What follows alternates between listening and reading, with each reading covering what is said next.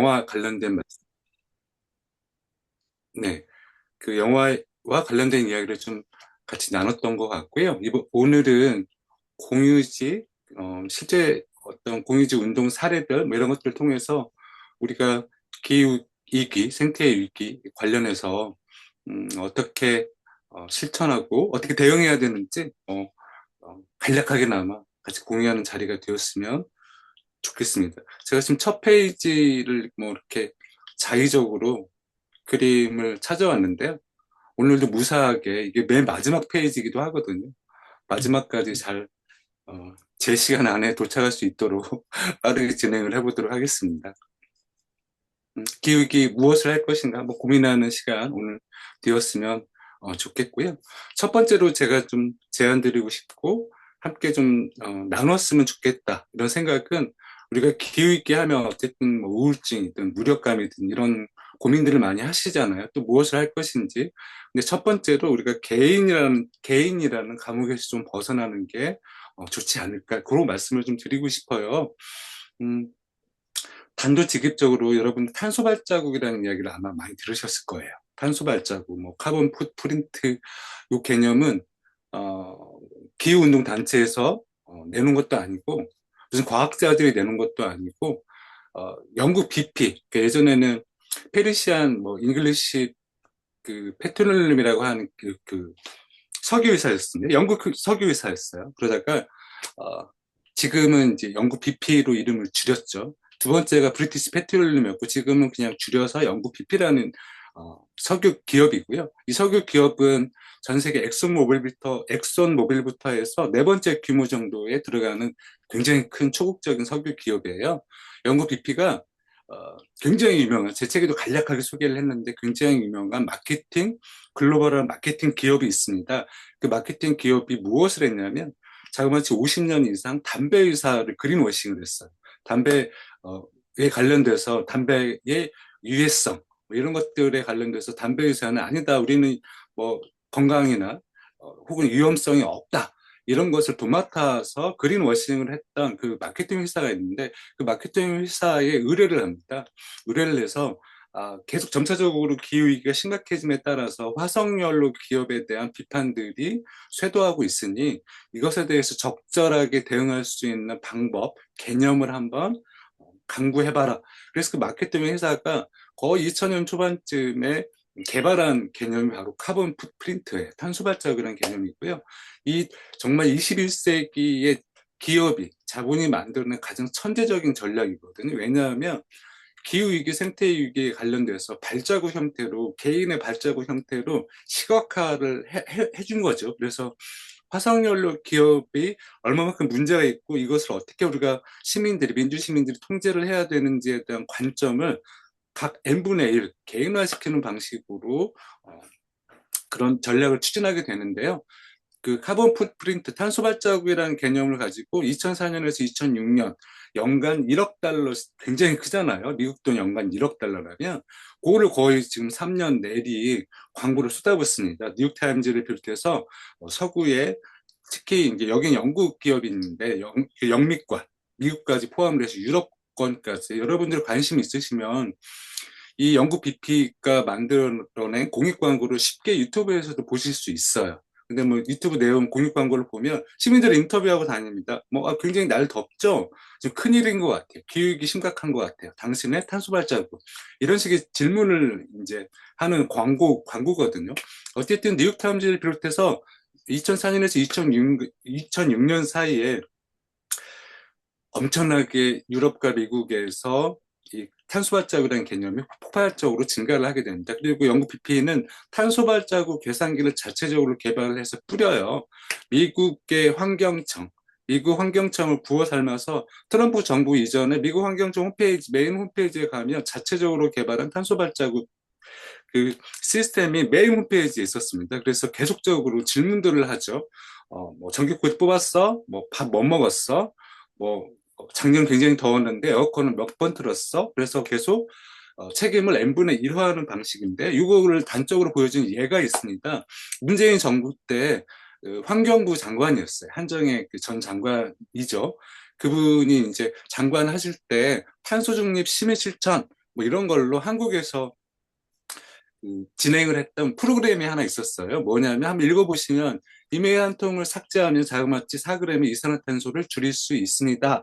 이런 내용에서 이미 보았거나 쓸모없는 이메일을 열심히 지워서 우리 이산화탄소를 줄여보자 라고 하는 이메일 지우기 운동을 독려를 했는데 뭐 공무원 사회 그리고 일선 뭐 고등학교 중학교 제가 당시에 중학교는 좀 힘들고 고등학교까지는 강의를 좀 다녀요. 그래서 학생 여러분 여기 학교에서도 이메일 지교 운동을 열심히 하고 있나요? 그럼 학생들이 막 손을 들면서 열심히 하고 있습니다. 뭐 이랬었거든요. 공무원들 대상으로 강의를 가도 마찬가지였어요. 근데 이 아이디어는 한국 환경청의 아이디어가 아니고 원래 영국에서 시작됐습니다. 영국이 인구가 6천만 명에 가까워서 영국 시민들이 열심히 이메일 지우기 운동에 동참한다면 연간 30만 톤을 줄일 수 있다. 이런 시뮬레이션 값을 토대로 해서 이메일 지우기 운동을 열심히 독려했어요. 대부분 행운의 편지는 영국에서 시작돼요. 영국에서 행운의 편지 뭐 시작되는 것처럼 영국에서 시작이 되는데 사실은 별로 의미가 없죠. 연간 30만 톤. 왜냐하면 여러분들이 그렇게 이메일이 무서우면 이메일 계정을 없애는 게 나아. 이미 잠들어 있거나 꺼져 있는 컴퓨터, 노트북, 핸드폰을 가지고 이메일을 지우기 위해서 우리가 전원 버튼을 누르는 순간에 에너지를 쓰게 돼요. 심지어 이들은 그런 얘기를 하지 않았는데 웹페이지 하나당 한번 구동을 할 때 0.04g의 이산화탄소가 배출되는데요. 만약에 여러분들이 네이버 이메일을 많이 사용한다고 치면 내가 이메일을 지워야지. 그래서 컴퓨터를 키면 이미 전력을 에너지를 사용을 했잖아요. 근데 네이버 홈페이지에 들어갑니다. 0.04g. 아, 메일을 지워야지. 메일 창에 들어가요. 0.04g. 그리고 이미 내가 저걸 읽었나? 클릭해요. 0.04g. 아, 지워야지. 0.04g. 그래서 끊임없이 에너지를 줄이기 위해서 에너지를 써야 된다는 무한 루프에 빠지게 되는데 이 아이디어는 영국에서 시작됐다. 프랑스로 갔다가 프랑스에서 에이, 이거 아닌 것 같아라고 폐기했던 정책이 어느 날 갑자기 2022년경에 한국에 도착을 한 거예요. 그래서 제가 이걸 보고 뿅망치로 다 찾아가서 때리고 싶더라고요. 이게 말이 되는 소리냐. 왜냐하면 이걸 한참 이메일 치기 운동을 했을 때 한국 저쪽 그 동해안 쪽에 강원도에 삼척이라고 하는 데가 있어요. 삼척에 2기의 그 석탄 발전소를 짓고 있었거든요. 단 2기의 삼척에 지금 이제 가동하기 시작하려고 하는 그 화력 발전소, 석탄 발전소죠. 단 2기인데도요, 20년 기준으로 무려 3억 5천만 톤을 배출하거든요. 근데 이것에 관련돼서는 이걸 어떻게 통제를 할 것인지에 대한 이야기를 하는 게 시급한 건데, 고작 시뮬레이션 값 영국에서 시작됐던 30만 톤, 연간 30만 톤을 줄여보겠다라고 이 체계를 계속 n분의 1화, 개인화하는 정책이 맞냐. 이런 이야기를 할 필요가 있을 것 같습니다. 심지어 문재인 정부 때는 한국에 두산 기업이 있어요. 두산이 중공업 그다음에 에너지 기업이기도 하거든요. 예전에는 석탄 발전소를 많이 가지고 장사를 했던 기업입니다. 그런데 이제 어쨌든 기후이기 때문에 점차적으로 화석 연료가 점차적으로 감소하는 추세 때문에 두산이 거의 죽어가다시피 했는데 문재인 정부 때 죽어가던 두산에 천문학적인 혈세를 투여를 해서 마치 좀비처럼 끌고 가서 어디로 끌고 갔냐? 베트남과 인도네시아를 끌고 갔어요. 그래서 거기에 석탄 발전소를 계속 증축했습니다. 오죽하면 인도네시아, 베트남 기후운동가들이 한국을 찾아왔어요. 한국 시민 여러분, 제발 당신네 정부와 그리고 한국전력, 두산 기업, 이런 기업들이 자기네 나라에 석탄 발전소 좀 짓는 것 좀 막아주십시오라고 얘기를 했으나 한국 시민들은 노관심, 무관심, 그냥 계속 이미지기 운동에나 열심히 동참을 하는 거예요. 그래서 이것만 보더라도 이게 우리의 영혼을 점차적으로 계속 우리한테 개인들한테 책임을 전가하는 방식이 결코 좋은 방향은 아니다. 그럼 단적으로 예를 하나 들어보겠습니다. 아마 충격적인 이야기일 거예요. 한국은 분리수거를 전 세계에서 제일 잘하는 나라래. 그 다음 잘하는 나라가 독일이라고 합니다. 한국 같은 경우가 이번에 그 호르무즈 해협이 봉쇄되니까 나프타 원료가 제대로 못 들어오죠. 근데 다른 나라들은 이 기름값 어떻게 해야 되는지를 걱정하고 있는데 한국 사람들은 그 쓰레기 종량제 비닐 사재기에 들어가서 저도 이 서울에 살고 있습니다. 강북구에 살고 있는데요. 자주 가는 마트에 한번 갔다가 난리 그런 난리가 없더라고요. 왜냐하면 그 앞에 계산대에 쓰레기 봉지를 이제 구입을 하는데 그것 때문에 싸우느라 막 국세청이 계산이 안 될 정도로 난리 아 큰일이다. 한국 사람들 정말 분리수거 대단하구나 이런 생각을 했어요. 물론 한국은 음식물 쓰레기 분리수거는 전 세계 1위예요. 그리고 칭찬받을 필요가 있습니다. 왜냐하면 음식물 쓰레기를 분리수거를 해서 그거를 사실 농업의 비료로 일부 환원을 하고 있는 시스템은 괜찮아요. 근데 어쨌든 나머지 뭐 플라스틱 이런 게 이제 문제인데 한국 같은 경우가 재활용률이 10%가 안 되거든요. 제가 이 그래프를 이 사진을 가져왔던 게 1970년입니다. 1970년이 첫 얼마 전에 지구의 날 이제 지나갔잖아요. 첫 지구의 날 행사가 1970년 1회 미국에서 무려 2천만 명 이상이 모여서 지구의 날 행사를 열렸어요. 근데 지구의 날 행사 1회 지구의 날 행사 때 가장 스포트라이트를 받았던 공익 광고입니다. 더크라잉 인디언이라고 지금도 유튜브에 버젓이 여러 계정에 올려져 있더라고요. 손쉽게 뭐 더크라잉 인디언 치시면 유튜브에서 보실 수 있어요. 간단한 광고예요. 백인들이 계속 그 쓰레기를 버립니다. 주로 플라스틱 쓰레기를 버려요. 일회용 포장지부터 해서 뭐 이런 것들을 꾸준히 버리는데 지나가던 원주민, 그때는 그 인디언이라고 불렀죠. 지금은 이제 한국에서는 인디언에서 원주민, 지금은 선주민이라고 하는 표현은 이제 자주 많이 사용하고 있는데, 지나가던 인디언이 그 쓰레기를 마구잡이로 버리는 백인들을 보면서 눈물을 흘려요. 그 눈물을 흘리고 나서 자막이 이렇게 뜹니다. PP 스타트 폴루션, 그러니까 인간이 오염을 시작했습니다. 따라서 인간이 그것을 멈출 수 있어요. 라고 하는 자막이 그냥 뜨면서 끝나는 공익 광고인데, 이 공익 광고가 당시 공전의 히트를 쳤습니다. 공익 광고여서 TV에도 방영을 하고 지구인의 행사에서도 스포트라이트를 굉장히 많이 받았어요. 심지어 여기에 출연했던 이 인디언으로 출연했던 배우는 스타가 되어서 그 이후에 서부국의 웬만한 서부국이 인디언으로 다 출연을 했어요. 근데 그러면 뭐가 문제지? 여기에는 두 가지 반전이 숨겨져 있습니다. 첫 번째는 농담에 가까운 반전이에요. 알고 봤더니 이 원주민으로 출연하셨던 배우는 원주민이 아니었어요. 인디언이 아니고 이탈리아인이었어요. 나중에 드러나서 왜 속였냐? 그래서 약간 말년의 수치를 좀 받았고요. 근데 농담에 가까운 거고, 실제 반전은 이 공익 광고를 만든 킵 아메리카 B2P라고 하는 환경단체가 있습니다. 이 환경단체는 1950년대 만들어져서 1980년대 후반까지 오늘날 우리가 알고 있는 분리수거, 재활용, 그다음 시민들이 쓰레기를 줍는 이런 환경 실천의 모델을 만드는 당시 거의 30년 동안 미국에서 가장 영향력 있었던 환경단체예요. 그럼 여기서 반전이란 무엇이냐? 이 킵 아메리카 B2P를 미국을 아름답게 가꾸자라고 하는 환경단체는 누가 만들었냐라는 게 반전입니다. 누가 만들었을까요? 그게 드러난 지가 얼마 안 됩니다. 나중에 알고 봤더니 플라스틱 포장재 기업들, 석유 기업들, 석유를 가지고 플라스틱 포장재를 만드는 기업들이 1950년대 초반에 모여서 은밀히 단합을 해서 외부에 만든 환경단체였어요. 이 환경단체를 만들어서 심지어 코카콜라, 펩시 다 포함이 다 되어 있습니다. 이 기업들이 왜 그러면 이런 외부의 환경단체를 만들었냐? 재활용 분리수거, 즉 너희들이 이 오염 물질에 대해서 책임을 져. 너희들이 소비를 했기 때문에 너희들이 책임을 지라고 하는 방식으로 책임을 전가를 해왔던 거예요. 그러면 한번 볼까요? 지금 오늘날 뭐 정말 플라스틱을 많이 생산하잖아요. 다들 아시죠? 이게 2060년경이 되면 무려 3배 증가합니다. 플라스틱 생산량이. 그래서 우리는 사실은 눈에 보이는 플라스틱에 좀 집중하는 경향이 있어요. 그래서 뭐 바다를 오염하거나 산에 오염하고 우리가 충분히 손으로 집을 수 있는 보이는 플라스틱만 이야기를 하고 있는데, 사실 더 위험한 것은 미세 및 나노 플라스틱인데요. 제가 이 2025년에 2월달 작년이에요.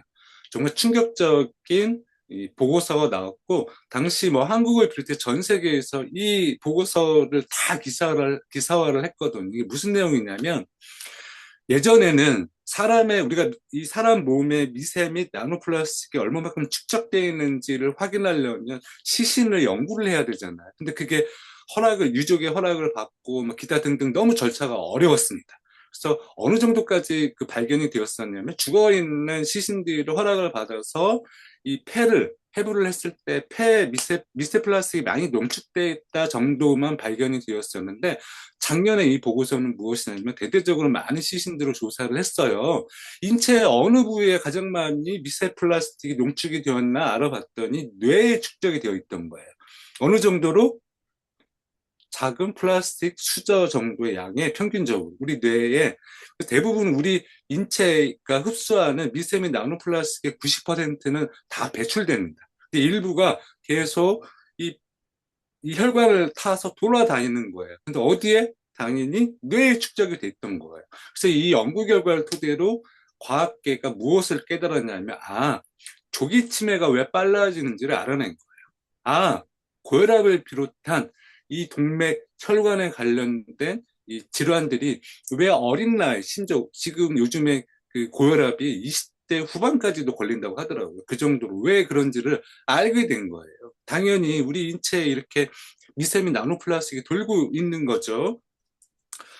이것도 작년인 건데요. 호주에서 하도 미세미 나노플라스틱, 금방 제가 보여드렸던 연구를 가지고 토대로 호주가 바다새가 많죠.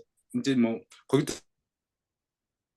바다에 있는 섬이니까 이 바다새, 그러니까 부화한 지 50일이 되는 호주의 바다새를 대상으로 조사를 해봤더니 부화한 지 50일이 된 바다새 조사 대상의 바다새의 95%가 조기 치매에 빠져서 뒤뚱뒤뚱 거리는 거예요. 너무 충격적이었던 거죠. 근데 여기는 이제 먹이사슬 구조 때문에 인간보다 조금 더 미세 플라스틱이 더 농축이 돼요. 왜냐하면 부무새가 이제 먹이를 플라스틱을 먹인 줄 알고 착각해서 새끼들한테 먹이고 있기 때문에. 그런데 이 연구 결과를 토대로 앞으로 2060년경이 넘어가면 계속 우리는 조기 치매가 연령이 낮아지게 될 수밖에 없다라고 하는 것을 보여주는 사례로 정말 충격적이죠. 그래서 저도 연구 그 PPT 논문에 지금 당시 조사 대상이 됐던 그 개체의 사진을 제가 이제 그 뽑아온 거고요. 그 연구 결과 제가 지금 계속 보여드리는 거 작년 그 보고서인데 저는 너무 더 충격적이었어요. 미세미 나노플라스틱이 사실은 바람을 타고 대기권에 갑니다. 그 대기권에 가서 얘네들은 눈에 잘 보이지 않지만 빙하나 눈 위에 쌓여요. 얘네들이 어떤 역할을 하냐면 블랙카본 역할을 해서 사실은 알베도, 즉 우리는 얼음, 빙하 하얗잖아요. 그래서 대기광선을 다 튕겨내는 역할을 합니다. 지구의 기온을 적절하게 유지해 주는 게 바로 빙하기도 하고 얼음이기도 해요. 근데 얘네들이 날아가서 얼음 위에 지금 계속 쌓이면서 블랙카본 역할, 그러니까 알베도 효과를 떨어뜨린대요. 그런 정도까지만 알고 있었는데 작년에 이 연구 결과는 굉장히 충격적이었어요. 지금 보이시는 가운데 노란 부분이 기공입니다. 식물들이 미세미 나노플라스틱을 어디로 흡수하나 봤더니 기공을 통해서 흡수를 하고 있고 여기 빨간 점들이 있잖아요. 그게 바로 미세미 나노플라스틱이었던 거예요. 근데 이게 무슨 얘기냐면 점차적으로 기후위기가 심각해짐에 따라서 캐나다 같은 경우는 굉장히 밀 생산량이 전 세계에서 높은 나라잖아요. 근데 가끔 그 봄철과 여름철에 기온이 높을 때 캐나다에서도 밀 작황이 떨어져서 수확이 떨어져요. 그래서 기후위기는 사실은 식량 위기이기도 한데 대략 그 정도만 우리가 알고 있었는데 사실은 광합성률을 미세미 나노플라스틱이 떨어뜨린다는 거 이번 처음에 안 거예요. 그래서 대략 지금 현재 식물들이 축적을 하고 있는 미세민 나노플라스틱 때문에 전 세계에 걸쳐서 밀 수확량의 10%에 떨어지는 거에 영향을 주고 있다라고 하는 게 추정이 되고 있다라고 하는 연구 결과가 나왔죠. 그래서 지금 점차적으로 기후기 생태위기가 심각해지며 한쪽에서는 기후 재난 때문에 식량 위기이기도 하지만 계속 우리가 미세민 나노플라스틱을 방관했을 경우에 또 식량 위기는 다른 축에서 또 부추겨지게 되는 이렇게 되겠죠. 근데 지금 제가 이 말씀을 드리는 게 기후위기 생태위기라고 하는 게 자본주의가 발전하면서 어쨌든 발전하면서 기업들이 영리 활동을 계속합니다. 대량 생산을 하죠. 그리고 대량으로 온실가스를 배출한다든지 플라스틱 기업들은 포장재 기업들은 계속 그냥 그 플라스틱 오염을 시켜요. 근데 그걸 경제학 용어로 이들은 어디에다 그럼 버리냐? 바깥에. 기업 바깥에. 자본회로 바깥에. 그걸 경제학 용어로 외부화라고 얘기해요. 그럼 어디다 버리냐? 바로 우리 대기에 버립니다. 공짜인 것처럼. 그리고 저 자연에 버려요. 산에다 버리고 바다에 버리고 심지어는 선량한 우리 시민들의 마음속에 버립니다. 그래서 우리는 이게 우리 책임인 줄 알고 계속 그냥 마음속이 우울해지고 이거 어떻게 해야 되지? 내가 분리수거 열심히 하고 있고 쓰레기 막 주우려고 하는 선량한 마음인데 우리 마음만 멍들거든요. 근데 미국에서는 이제 아니다. 그래서 2023년경부터 시민단체나 혹은 개인들이 아니라 정부에서 플라스틱 회사를 대상으로 고소고발이 들기 시작했어요. 뭐라고? 그동안 너희들이 재활용과 분리수거를 시민들에게 닥달을 하면서 계속 플라스틱 오염을 방치했기 때문에 이제는 너희들이 책임을 져. 근데 그거를 외부화가 아니라 바로 내부화 전략이라고 하거든요. 즉 생산을 하는 즉 생산을 통해서 돈을 벌거나 이윤을 축적을 하고 있는 당사자들이 내부와 그 책임, 비용에 관련돼서 책임을 져야 된다라고 하는 게 바로 이제 내부화 전략인데 이게 이제 시작이 됐던 거죠. 캘리포니아 같은 경우에 다들 아실 거예요. 이번에 또 그 카말라 해리스가 또 대통령 후보로 나오려고 하는 것 같은데 카말라 해리스가 원래 출신이 캘리포니아 법무부 장관이에요.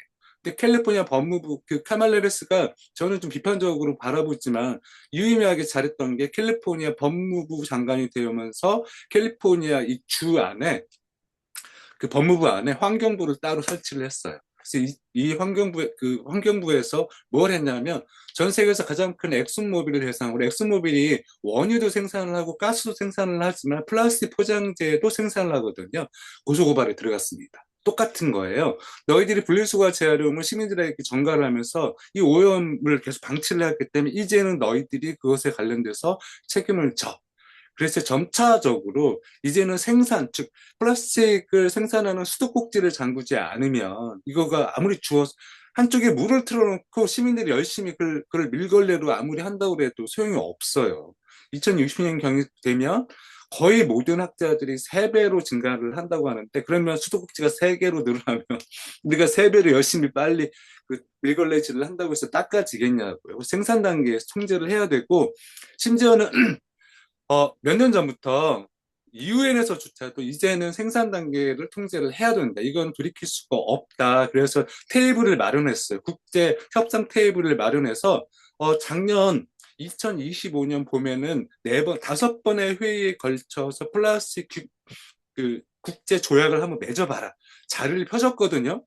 작년 2025년 봄에 어디에서 회의가 열렸냐면 바로 캐나다 오타와에서 열렸어요. 캐나다 4번째 회의 오타와에서 열릴 때 수백 명의 플라스틱 포장재 로비스트들이 전용기를 타고 가서 회담점 복도에 딱 죽치고 앉아서 구호를 외칩니다. 재활용, 재활용. 그걸 이 생산 단계를 통제를 할까봐. 그리고 마지막 5번째 회의는 어디서 열렸냐면 한국 부산에서 열렸어요. 부산에서 열렸고 일부 진보적인 환경단체만 가서 막 시위하고 행진했어요. 아니나 다를까 300명이 넘는 로비스트들이 또 부산에 저기 와서 또 회담장에 둘치고 앉아서 5번의 마지막 회의였거든요. 인류의 운명이 담겼을 수도 있어. 근데 한국 시민들은 노관심. 계속 뭐 이렇게 재활용 이런 얘기만 하는 거예요. 그래서 제가 이번에 이란 사태 터지고 나서 정말 쓰레기 재활용 너무 열심히 하려고 하는 그 모습을 보고 너무 진짜 속이 뒤집어지더라고요. 사실은 그 회담장 앞에 우리 시민들이 가서 빨리 이거 어떻게 하자라고 싸웠어야 되는데 그러지 않고 책임이 개인화됐을 때 이런 일이 발생을 한다는 거예요. 그럼 예를 하나 더 들어보겠습니다. 지금 유럽이 난리가 난 게 하나 있어요. 유럽 하수도관을 막고 있는 얼마만큼 막고 있냐? 대략 영국을 포함해서 95%를 이 어떤 물질이 막고 있어요. 그래서 심지어 이 정부 기관에서 이거 천문학적인 돈을 들여서 기계로 뽑습니다. 근데 저 안쪽에 막혀 있기 때문에 그게 기계로 다 안 뽑혀요. 그래서 사람들이 다 하수도관에 들어가서 이걸 뽑아내고 있어요. 한국은 대략 한국의 지금 도시에서 강이나 바다로 나가고 있는 하수도의 75%를 바로 이 물질이 막고 있어요. 이 물질이 뭘까요? 우리가 일상적으로 사용하는 거예요. 물티슈입니다. 물티슈예요. 유럽 같은 경우는 몇 년 전에 물티슈를 하도 버리니까 야 이거 플라스틱으로 만들지 말고 생분해된 걸로 만들어 보자라고 유럽 EU 차원에서 법을 바꿨거든요. 근데 이게 패착이었습니다. 왜? 시민들 입장에서는 아 이제는 플라스틱을 안 만들고 생분해되는 걸로 만든데 해서 더 버린 거예요. 근데 당연히 이런 생분해 되려면 시간이 오래 걸리잖아요. 아니 강으로 가더라도 거기서 바로 분해가 되겠습니까? 혹은 바다로 가도. 근데 얘네들이 너무 많이 버리니까 미처 강으로 가기 전에도 그냥 더 막혀버린 거예요. 막혀버리고 심지어 이 생분해 된다고 하더라도 더 문제가 되는 건 이 물질들이 당연히 생분해되는 과정에서 썩게 되겠죠. 썩게 되면서 영양이 증식이 됩니다. 그러면 그거를 이제 부영양화, 바다와 그다음에 강에서 질소와 인이라든지 이런 물질들이 여러 가지 물질들이 막 증가를 하면서 조류가 막 번성을 해요. 조류는 빨리 죽고 빨리 썩습니다. 얘네들이 다 물속에 떨어져 죽어요. 시체가. 그러면 얘네들을 분해하기 위해서 어떻게 돼요? 용존 산소량이 떨어지게 돼요. 그러면 어떻게 됩니까? 강과 바다에 산소 부족으로 생태계가 붕괴되는 거예요. 그래서 이 지금 생분해되는 것도 옳지 않고 꽉 막혀버린 이 사태를 어떻게 할 것인지 유럽연합 차원에서 이거를 얘기를 하다가 드디어 영국부터 해서 지금 그 EU 차원에서 아예 물티슈 생산을 금지해버립니다. 이렇게 이런 방식으로 가야 되거든요. 사실은 우리 다들 뭐 여기 계신 선생님도 우리 기억나잖아요. 우리 물티슈 없었을 때도 깨끗하게 잘 살았어요. 단순히 어떤 편리라고 하는 게 물티슈라고 하는 편리가 도입을 하면서 생태계 전반적으로 이렇게 오염 사태가 벌어졌는데, 그러면 이걸 어떻게 해야 될지, 그거를 알뜰하게 다른 데다 뭐 종량제 비닐 이렇게 쌓아서 버린다고 해결될 수 있는 가 있다. 이거를 경각심을 이제 우리에게 줬던 그 사례가 물티슈입니다. 제가 이제 한국 사례이긴 한데 이게 제 책에도 인용을 했어요. 기후위기 시대에 춤춰라 이제 쓸 무렵에 저도 우연하게 발견했었는데, 아이러니하게도 페이스북의 그 회사가 메타잖아요. 메타가 대폭 돈을 줘가지고 예일대학교에서 전 세계에서 가장 큰 규모로 전 세계인을 대상으로 한 기후변화, 전 세계 시민들의 의식을 한번 설문조사를 해본 거예요. 여러 가지 정말 다채로운 조항들이 있는데 그 중에 하나가 기후변화에 관련돼서 누가 책임이 가장 많습니까? 라고 하는 질문의 항목입니다. 그거를 놓고 전 세계인을 대상으로 전 나라들을 다 웬만한 나라들을 조사를 한 거예요.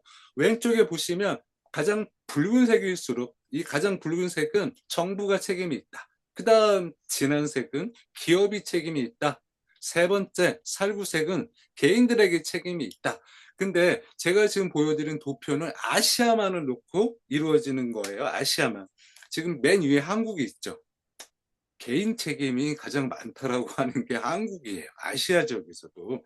그러면 두 번째 다음 페이지를 보면 여긴 유럽이에요. 근데 유럽만 놓고 보면 훨씬 더 정부와 기업에 대해서 책임을 좀 또박또박 묻는 측면이 있고 개인 책임이 좀 적다는 거 보실 수 있을 거예요.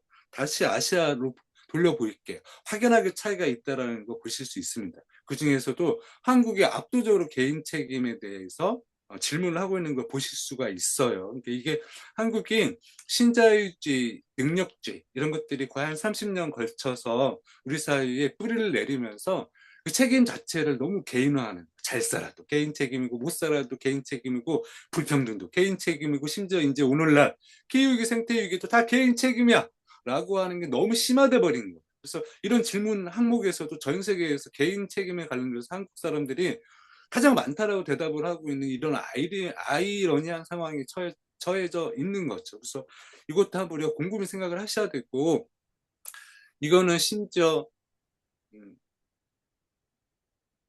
대기업 측에서도 인정하는 내용입니다. 1990년 이후로 단 100개 기업이 온실가스 전체 100% 중에 71%의 책임이 있다고 하는 거예요. 우리가 개인들이 서로 아무리 머리끄댕이를 잡고 싸워보는데 유의미하게 감축을 할 수가 없는데요. 이 100개 기업 중에 3분의 2가 대략 화석연료 관련한 기업들이고요. 나머지가 이제 자동차 기업을 비롯한 대기업들입니다. 그래서 이 일단 화석연료 그 기업들과 온실가스를 대량으로 배출하는 이 대기업들 를 어떻게 민주적으로 통제할 것인지 이것에 대한 우리가 관심을 좀 가질 필요가 있다. 이건 녹색연합이 그러면 한국의 상황은 어떻지라고 하는 것을 발표를 했어요. 그래서 제가 녹색연합 자료를 이제 가져와 봤는데, 이렇게 보시면 밑에 보시면 상위 11개 그룹사의 온실가스 배출량이 전체 배출량의 64%를 차지한다. 그러면 상위 11개 그룹사는 어디 어디냐? 가장 한전이 당연히 가장 크고요. 그다음에 보시면 현대중공업, 한화, 뭐 LG, 삼성, GS, SK 대충 보시면 역시 에너지 기업들과 대기업들이라는 걸 한눈에 보실 수가 있을 거예요. 심지어 농협이 이렇게 많은 이유는 농협이 어디에다가 이 농민들의 돈을 사실 정말 저는 저희 어머니가 농사를 짓고 계셔가지고 농협에 대한 불만이 많긴 한데 이 농협이 농민들 등쳐서 벌어들인 돈을 가지고 어디다 투자를 하냐면 아, 그 삼척의 화력발전소를 포함해서 화석연료 기업에 굉장히 많이 투자를 합니다. 그래서 지금 여기 보시면 왜 갑자기 농협이 등장하지? 오른쪽에 농협이 나오잖아요. 그것 때문에 그래요. 굉장히 그래서 많이 비판을 받고 있는 상황입니다. 그래서 이것만 보더라도 그러면 이 대기업들 상위 11가 그룹사들을 그럼 어떻게 민주적으로 통제를 할 것인지 질문을 가질 필요가 있다. 바꿔놓으셔도 이 그래프 한번 기억하십시오. 이거는 프랑스의 토마 피케티를 비롯한 굉장히 유명한 경제학자죠. 토마 피케티는 한국에 또 저서가 거의 번역이 될 정도로 유명합니다. 이 토마 피케티를 포함한 전 세계 진보적인 경제학자들이 모여서 만든 불평등 연구소가 매년 불평등에 대한 그 지표를 발표를 하는데 그중에 하나가 탄소 불평등이에요. 저는 2019년 자료를 지금 현재까지도 업데이트를 안 하고 있는데 사실은 거의 똑같기 때문에 그래요. 굳이 그 불평등 그, 그 지표 PDF 자료 중에 이제 한 장면을 제가 캡처를 해온 건데 보시면 상위 1% 부자가 전체 배출량 중에 17%, 상위 부자 9%가 전체 배출량 중에 31%, 그리고 이제 이 하위 이 배출을 하는 하위계층 50%는 전체 배출량 중에 12%를 배출한다는 거예요. 그럼 저처럼 독립영화를 찍기 위해서 제가 지금 줌으로 우리 그 강의를 하고 있는 저 반지하집이거든요. 이 반지하집에서 독립영화 찍어보겠다 해서 30년째 바둥거리고 있는 저를 포함해서 지금 강의를 듣고 계시는 우리 캐나다 교민 여러분들은 다 이 하위계층이에요. 저희들이 아무리 네가 줄여 뭘 줄여 머리끄댕이를 잡아도 여기 지금 12% 안에서 이루어지는 찻잔 속의 태풍이라는 거죠. 그래서 토마 피케티와 진보적인 경제학자들은 이런 제안을 합니다. 가장 빠르게 온실가스를 줄일 수 있는 방법이 있어. 뭐? 이들이 이 상위 10%가 대략 절반 가까이 온실가스를 배출하는 이유는 크게 두 가지입니다. 두 번째 먼저 말씀드리면 저는 혼자 살기도 하지만 반지하기도 하고 가난해요. 그래서 제가 한 달 전기요금이 대략 평균적으로 12,000원 나오더라고요. 그런데 이재용 삼성 오너가는 한 달 전기요금이 1,500만 원이 넘어가요. 그러니까 그들이 사용하고 있는 소비에 관련된 지출인데 사실은 이건 별로 크지 않습니다. 뭐가 문제냐면 상위 부자들이 갖고 있는 자산을 가지고 어디에다 투자를 하냐라. 지금 현재 이 상위 부자들의 전체 자산의 대략 66% 정도가 화석연료 기업에 투자를 하고 있는 거예요. 그래서 그 온실가스 배출을 이렇게 많이 하는 겁니다. 그러면 이들이 화석연료 기업들에게 더 이상 투자를 하지 못하게 하려면 돈줄을 끊어야 되는데 어떻게 돈줄을 끊어? 두 가지 방식입니다. 하나는 공공기금, 즉 우리 정부에서 화석연료 기업에 더 이상 보조금을 주지 못하게 하는 방식으로 돈줄을 끊어야 돼요. 그 보조금 때문에 계속적으로 투자를 하고 있거든요. 지금 한국은 이재명 정부에서 탈석탄을 하겠다고 얘기를 하는데 지금도 보조금이 들어가요. 그러면 석유, 가스, 석탄까지도 우리 그냥 천문학적인 우리 혈세가 들어가고 있는 상황이에요. 그 공공기금을 끊어야 돼요. 두 번째는 그 진보적인 경제학자들은 조세제도를 바꾸자. 이들이 이렇게 탄소를 배출한 만큼 조세제도를 뜯어 고쳐서 탄소를 배출한 만큼 세금을 적용을 하자. 그래서 세금을 적용을 하고 그렇게 걷어들이는 세수를 통해서는 재생에너지를 빨리 투자를 하고 두 번째는 어쨌든 기후재난은 계속 이 탄소가 유의미하게 줄지 않는 이상 계속 지구의 기온은 올라갈 수밖에 없거든요. 거기에 따라서 기후재난은 당분간 계속 커질 텐데 이 우리 기후 재난 인프라를 구축을 해서 그 재난 인프라를 구축한다라는 건 저소득층을 비롯해서 오히려 서민들에게 훨씬 이롭거든요. 그래서 이 걷어들인 세수를 통해서 한축으로는 재생에너지에 대한 투자를 하고 한쪽에서는 기후재난 인프라를 강화를 하자라고 제안을 하고 있고 이 목소리는 지금 현재 유럽 그다음 미국 그리고 한국에서도 일부이기도 하지만 진보 진영에서 서서히 목소리가 지금 나오고 있는 상황입니다. 왜냐하면 이거를 녹색금융이라고 그래서 화석연료의 기업 자체적으로 그냥 자기네 자의적으로 녹색금융 이 안에서 자의적으로 화석연료 기업에 투자를 하지 말고 재생에너지에 투자를 하자. 그러면 페널티가 아니라 베네핏을 일부 줬었는데 그거 가지고는 통제가 안 됐던 거예요. 그동안 30년 동안 녹색금융 전략을 취했지만 유의미하게 탄소가 줄지 않았던 거거든요. 제가 오늘 그러면 기후에 관련돼서 어떻게 할 것인지는 두 축입니다. 하나는 공공성, 즉 공유제를 어떻게 강화할 것인가. 두 번째는 공유제, 아니 공공재를 어떻게 강화할 거냐.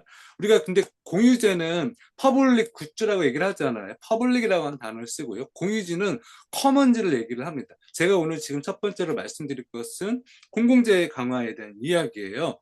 첫 번째로 간단히 전기자동차 이야기를 한번 해보도록 하겠습니다. 우리가 공유제를 그러면 어떻게 강화할 것인지. 자동차는 공유제가 아니잖아요. 사유제잖아요. 우리가 돈을 주고 자동차를 삽니다.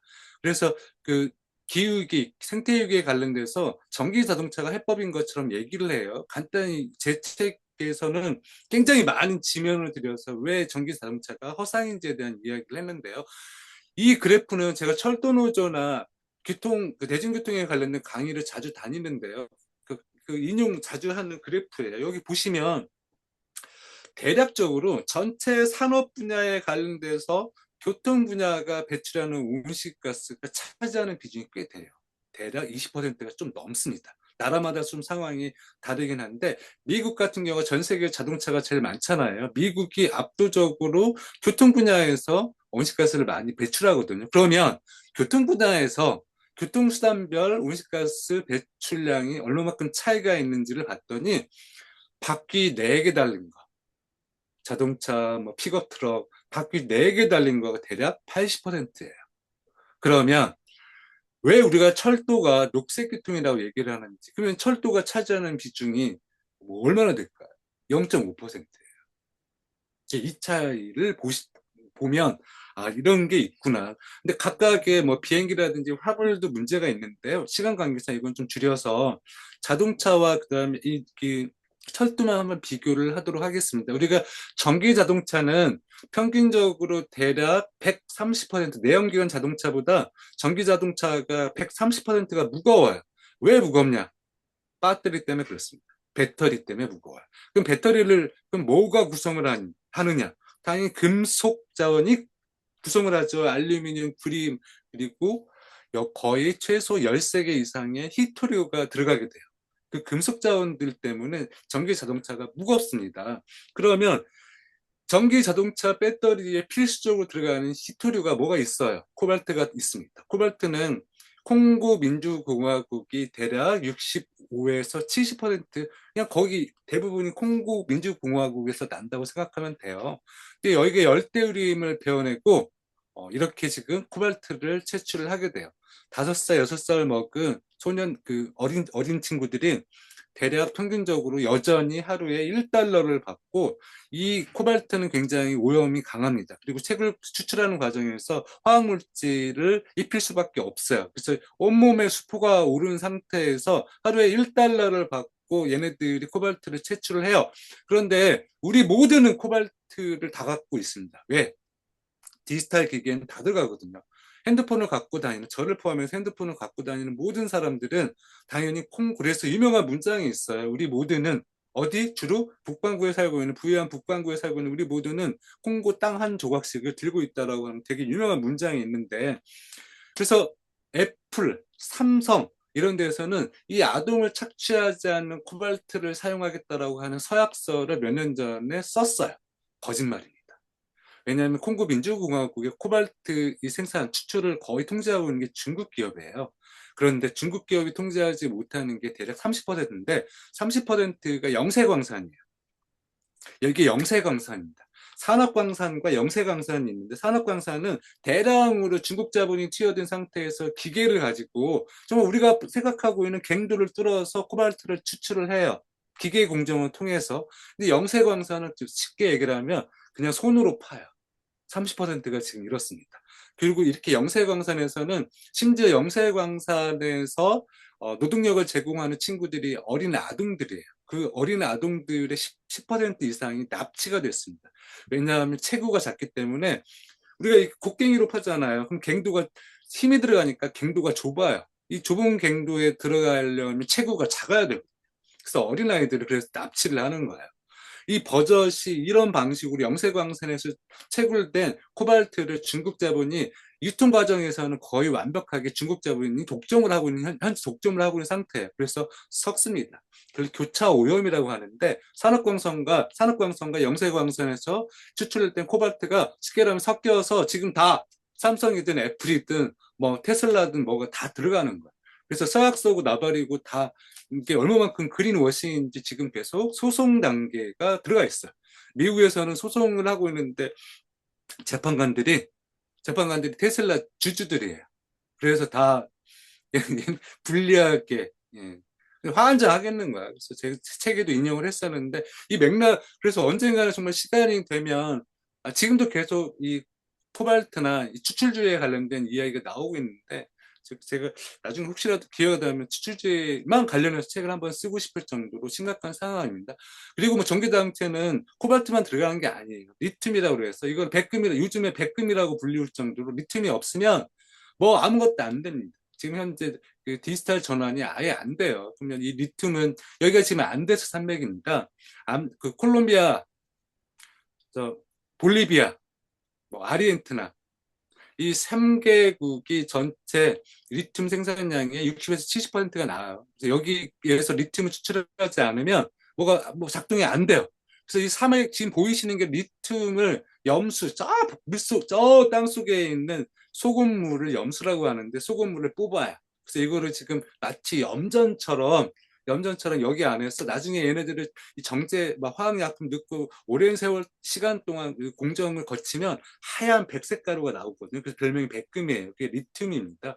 이게 없으면 아무것도 지금 안 되는 상황인데 문제는 땅속에는 염수를 뽑아야 되잖아요. 그래서 지금 안데스 산맥이 어떻게 돼요? 바짝 말라요. 그래서 이 안데스 산맥 자체가 지금 바짝 말라버려져 있는 상태여서 이게 심지어 화학 물질들은 계속 어떻게 돼요? 물속에 지하수 다 오염시키고 있고요. 그 강과 뭐 바다로 흘러들어가서 계속 지금 오염된 상태여서 전기 자동차가 친환경 교통수단을 얘기하면 절대 안 돼요. 지금 전 세계 모두 다 오염시키고 있거든요. 그런데 심지어는 리튬이 이렇게 비판을 받고 있으니까 니켈로 가겠다 얘기를 합니다. 지금 인도네시아는 벌집이 됐습니다. 수마트라라든지 몇 개 섬이 전 세계 니켈에 관련돼서 강국인데 이 여기 선주민들이 살고 있는 모든 땅을 다 갈아엎어서 지금 니켈 저기를 해요. 근데 니켈을 정제하는 과정에서 인도네시아에서 전력이 많이 필요하니까 니켈을 추출하는 과정에서 발전소를 막 짓습니다. 그럼 발전소가 어떤 발전소를 지을까요? 다 석탄 발전소를 지어놨어요. 그러니까 너무너무 아이러니한 거예요. 전기 자동차를 위해서 친환경 기반이다 해서 니켈을 추출하고 있는데 한쪽에서는 석탄 발전소를 지어서 추출하고 있고 여기 환경대로 다 열대우림을 베어내고 있고 니켈을 지금 추출하고 있단 말이에요. 그러면서 전기 자동차 이야기를 하고 있죠. 이 열색 지금 오염 단계 이렇게 추출이 되면 그 땅속에서 니켈을 추출하는 과정에서 산화철이 막 배출돼서 강과 오염을 다 결벽해 지금. 그래서 이 니켈을 추출하고 있는 지역마다 강과 바다가 지금 다 빨갛게 여기서 이 어부들은 속수무책이에요. 물고기가 죽거나 다 도망가니까. 여기 살아야 되는데. 그래서 히트로 13개 이상 하나씩만 다 이 추출을 다 찾아다니면 다 이런 방식으로 오염을 일으키고 있거든요. 그래서 친환경이 절대 아니다라는 말씀을 드릴게요. 지금 이거는 세르비아입니다. 세르비아 같은 경우가 유럽으로 가는 니켈 식민지가 됐어요. 그래서 거의 매해 여기가 인구가 600만 명 조금 넘어요. 근데 매해 100만 명이 모여서 우리는 유럽의 식민지가 아니다. 그래서 니켈 광산 지역을 그만 짓지 말으라 라고 하는 시위를 매년 열고 있는 게 세르비아거든요. 우리는 모릅니다. 그냥 전기 자동차가 뽐나고 테슬라가 뽐난다고 생각을 하는 거죠.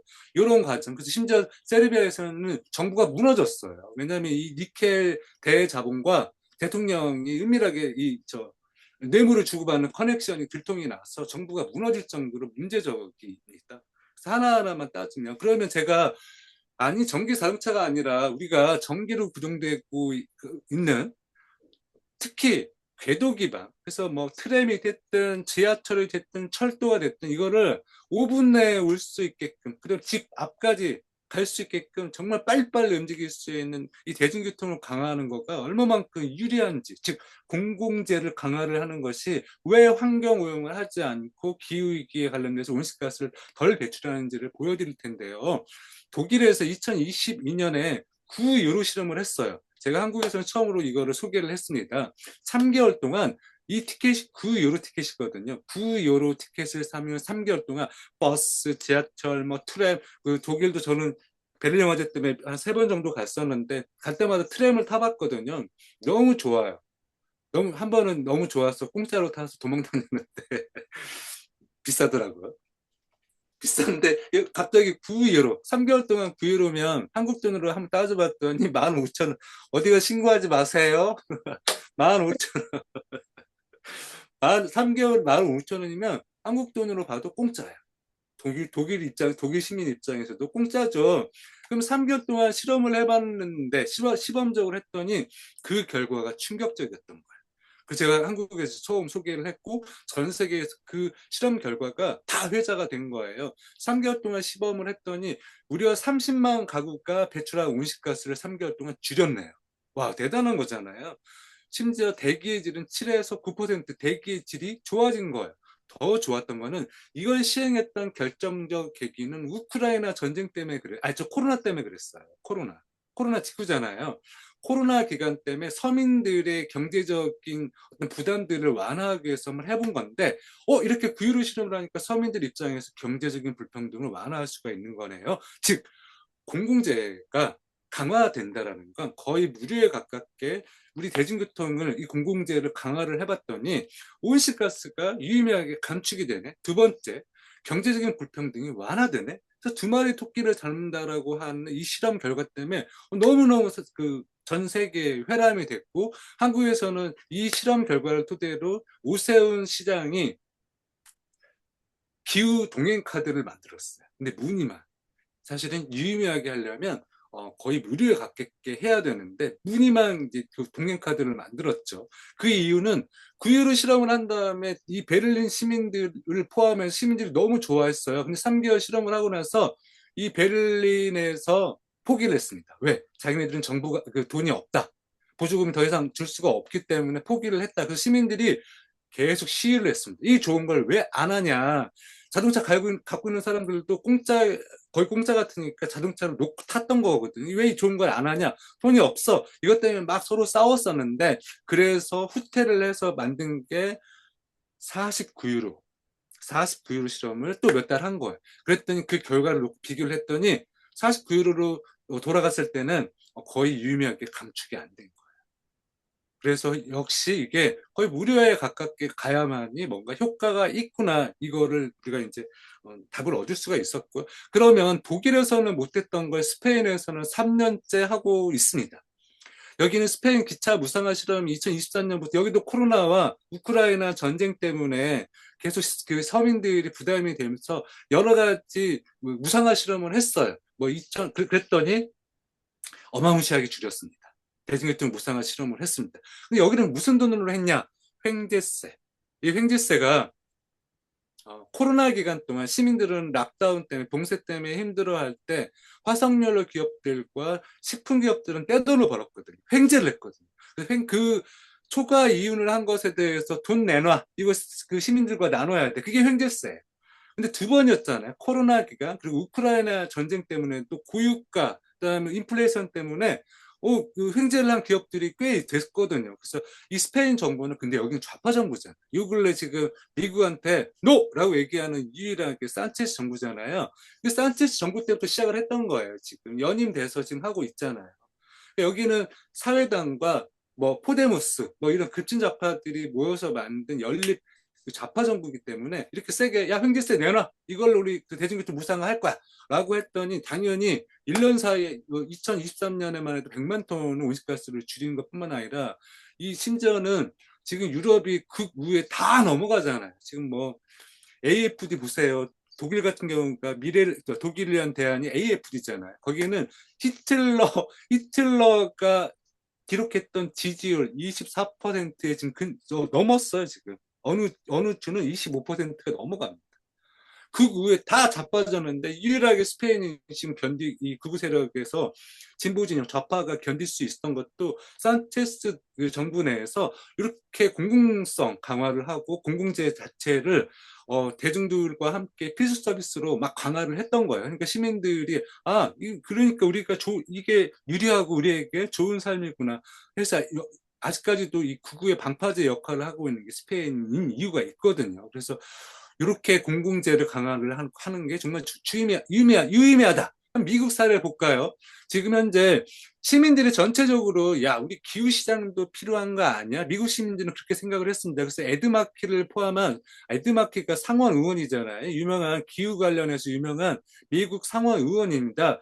사실은 한국과도 관련이 있어요. 예전에 돌아가신 김대중 대통령이 사형 선고를 받고 미국으로 도피를 했을 때 에드마키 상원 의원이 제일 많이 도와줬었어요. 근데 이제 요 근래 에드마키 상원 의원은 그린 뉴딜과 기후에 관련된 이야기를 많이 하고 있죠. 에드마키 상원 의원뿐만 아니라 정치인들 그리고 기후 운동가들 그다음 미국의 진보 진영이 똘똘 뭉쳐서 야 우리 기후 시장을 한번 뽑아보자라고 해서 그러면 어디에 아무래도 진보적인 도시가 하나 그리고 작은 도시여야 될 것 같아. 그리고 진보적인 도시 어디일까? 보스턴인 거야.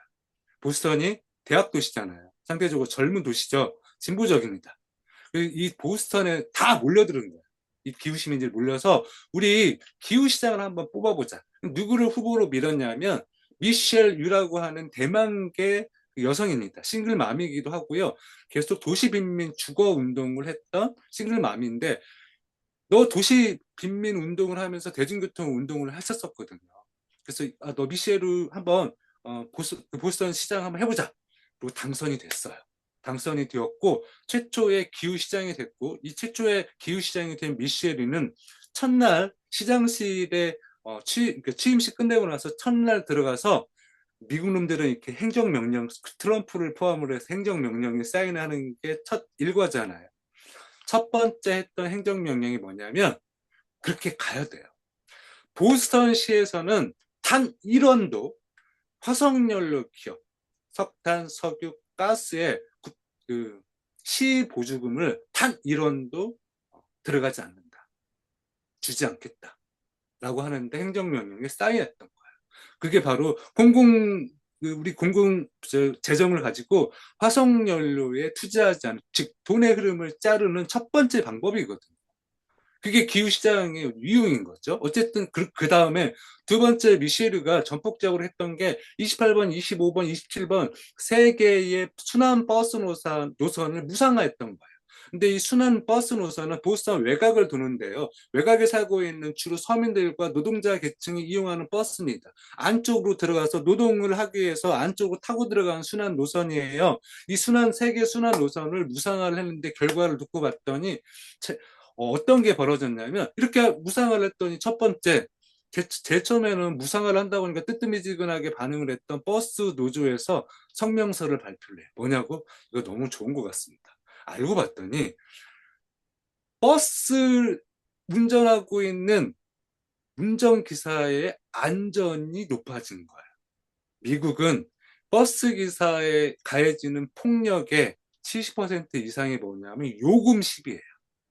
네, 캐나다도 지금 토큰을 이용하나요? 버스 토큰?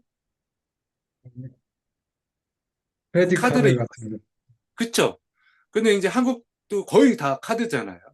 그래서 요금 시비가 덜 일어나긴 하는데 여전히 미국은 이제 주마다 다르고 이래서 토큰이나 아니면 동전을 내는 요금 시비 때문에 안 냈네 뭐 했네 시비가 감정 싸움이 벌어져서 이제 폭력 사태가 벌어지는데 이걸 무료화하면서 거의 감소를 한 거예요. 운전기사들의 가해지는 폭력들이 감소를 하니까 버스 노조에서 환영을 한다는 걸 발표를 했던 거죠. 그거는 정말 부차적인 거고요. 사실은 순환 노선인데 한 바퀴 돌 때마다 40분에서 45분씩 줄어든 거예요. 왜?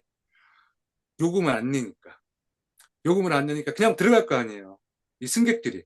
그래서 한번 이 순환 노선이 돌 때마다 40분에서 45분 정도가 감축이 됐네요. 그리고 갑자기 승객률이 점차적으로 올라가서 많은 사람들이 버스를 이용하네요.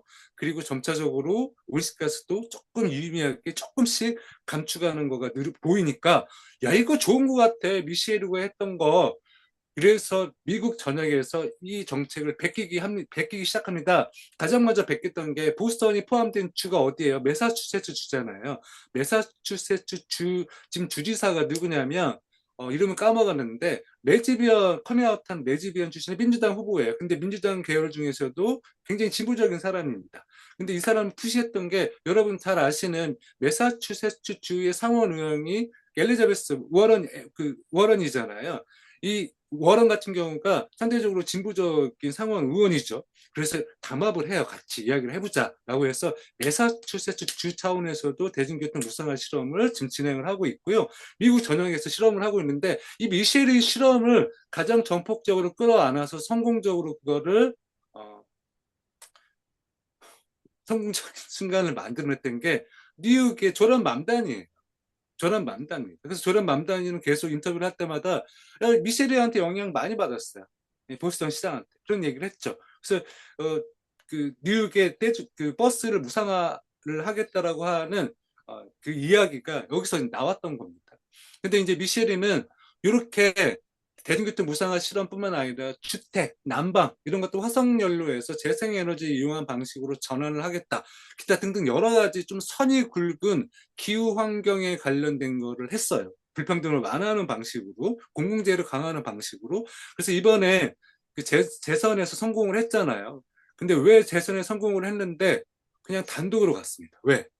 지지율이 75%가 넘기 때문에 상대적으로 그 도전을 하려다가 그냥 다 포기를 한 거예요. 너무너무 압도적으로 이건 말이 안 되거든요. 왜냐하면 한번 그 끝난 후보가 저 시장이 75% 지지를 받는다라는 거는 그래서 아예 그냥 다 포기를 해서 그냥 단도로 올라가서 이번에 연임에 성공을 했던 거예요. 그래서 이 유의미한 어떤 그림을 보여주게 됐고요. 지금 뭐 그 미국에서도 점차적으로 근데 그 영향이 한국에서도 지금 이번에 이제 6월 달에 지방선거를 하잖아요. 한국에서 이 후보들의 공약들을 보면 버스부터 시작해서 무상화 실험에 정말 많이 들어가 있어요. 저도 깜짝 놀랐어요. 저도 거의 한 4, 5년 동안 대중교통 무상화에 관련돼서 CR이 안 맥힌다고 생각을 하면 저도 많이 떠들었다고 생각을 하는데 정말 격세지감. 이 지방선거 6월 달에 하는데 공약이 많이 들어가 있더라고요. 뭐 지금 유럽도 정말 많아요. 탈린에서도 정말 최초로 먼저 시작했던 탈린이고요. 덩케르트도 굉장히 많이 인용되고 있습니다. 이 사례는 저도 책으로 쓰고 싶을 정도로 굉장히 성공적이에요. 덩케르트라고 하는 데도 그렇고요.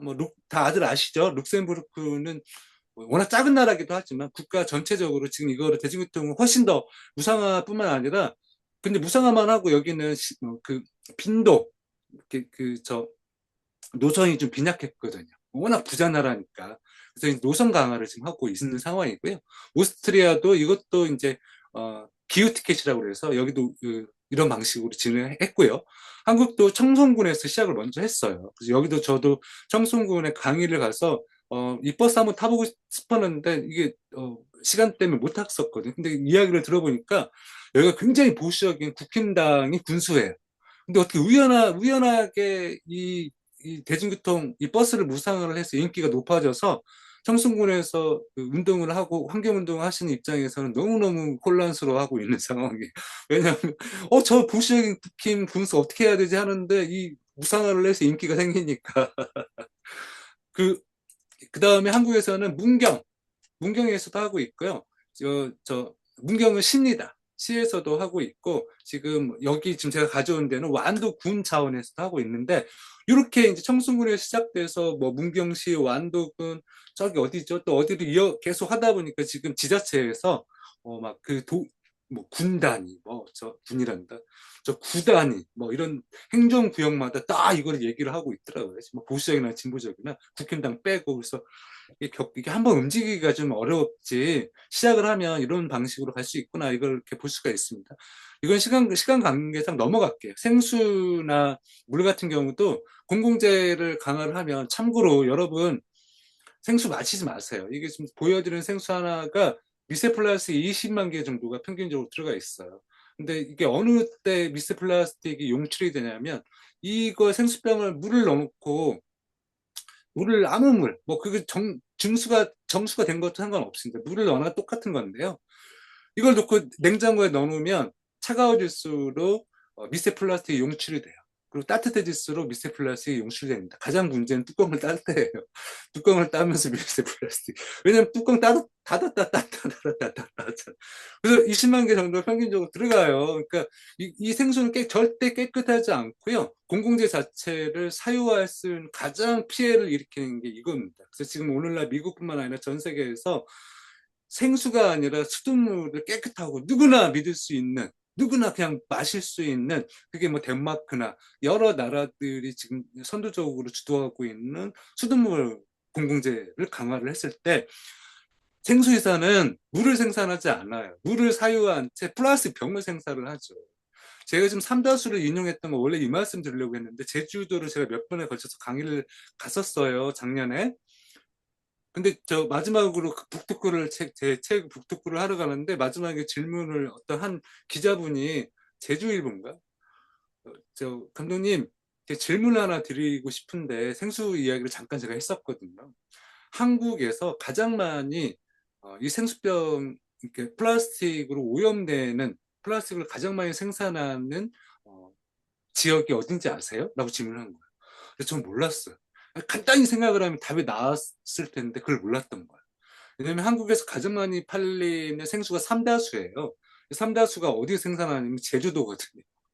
그래서 제주도가 플라스틱 생산량만 놓고 보면 압도적으로 전국에서 가장 많다라고 그냥 상식적으로 그냥 산수 정도 계산을 해보면 나올 텐데 그 기자님이 알려주셔서 아 그렇구나 알게 됐던 거예요. 그래서 얘네들은 계속 버려지면요 공기와 바다에서 휩쓸리면서 계속 메탄이 생성이 돼요.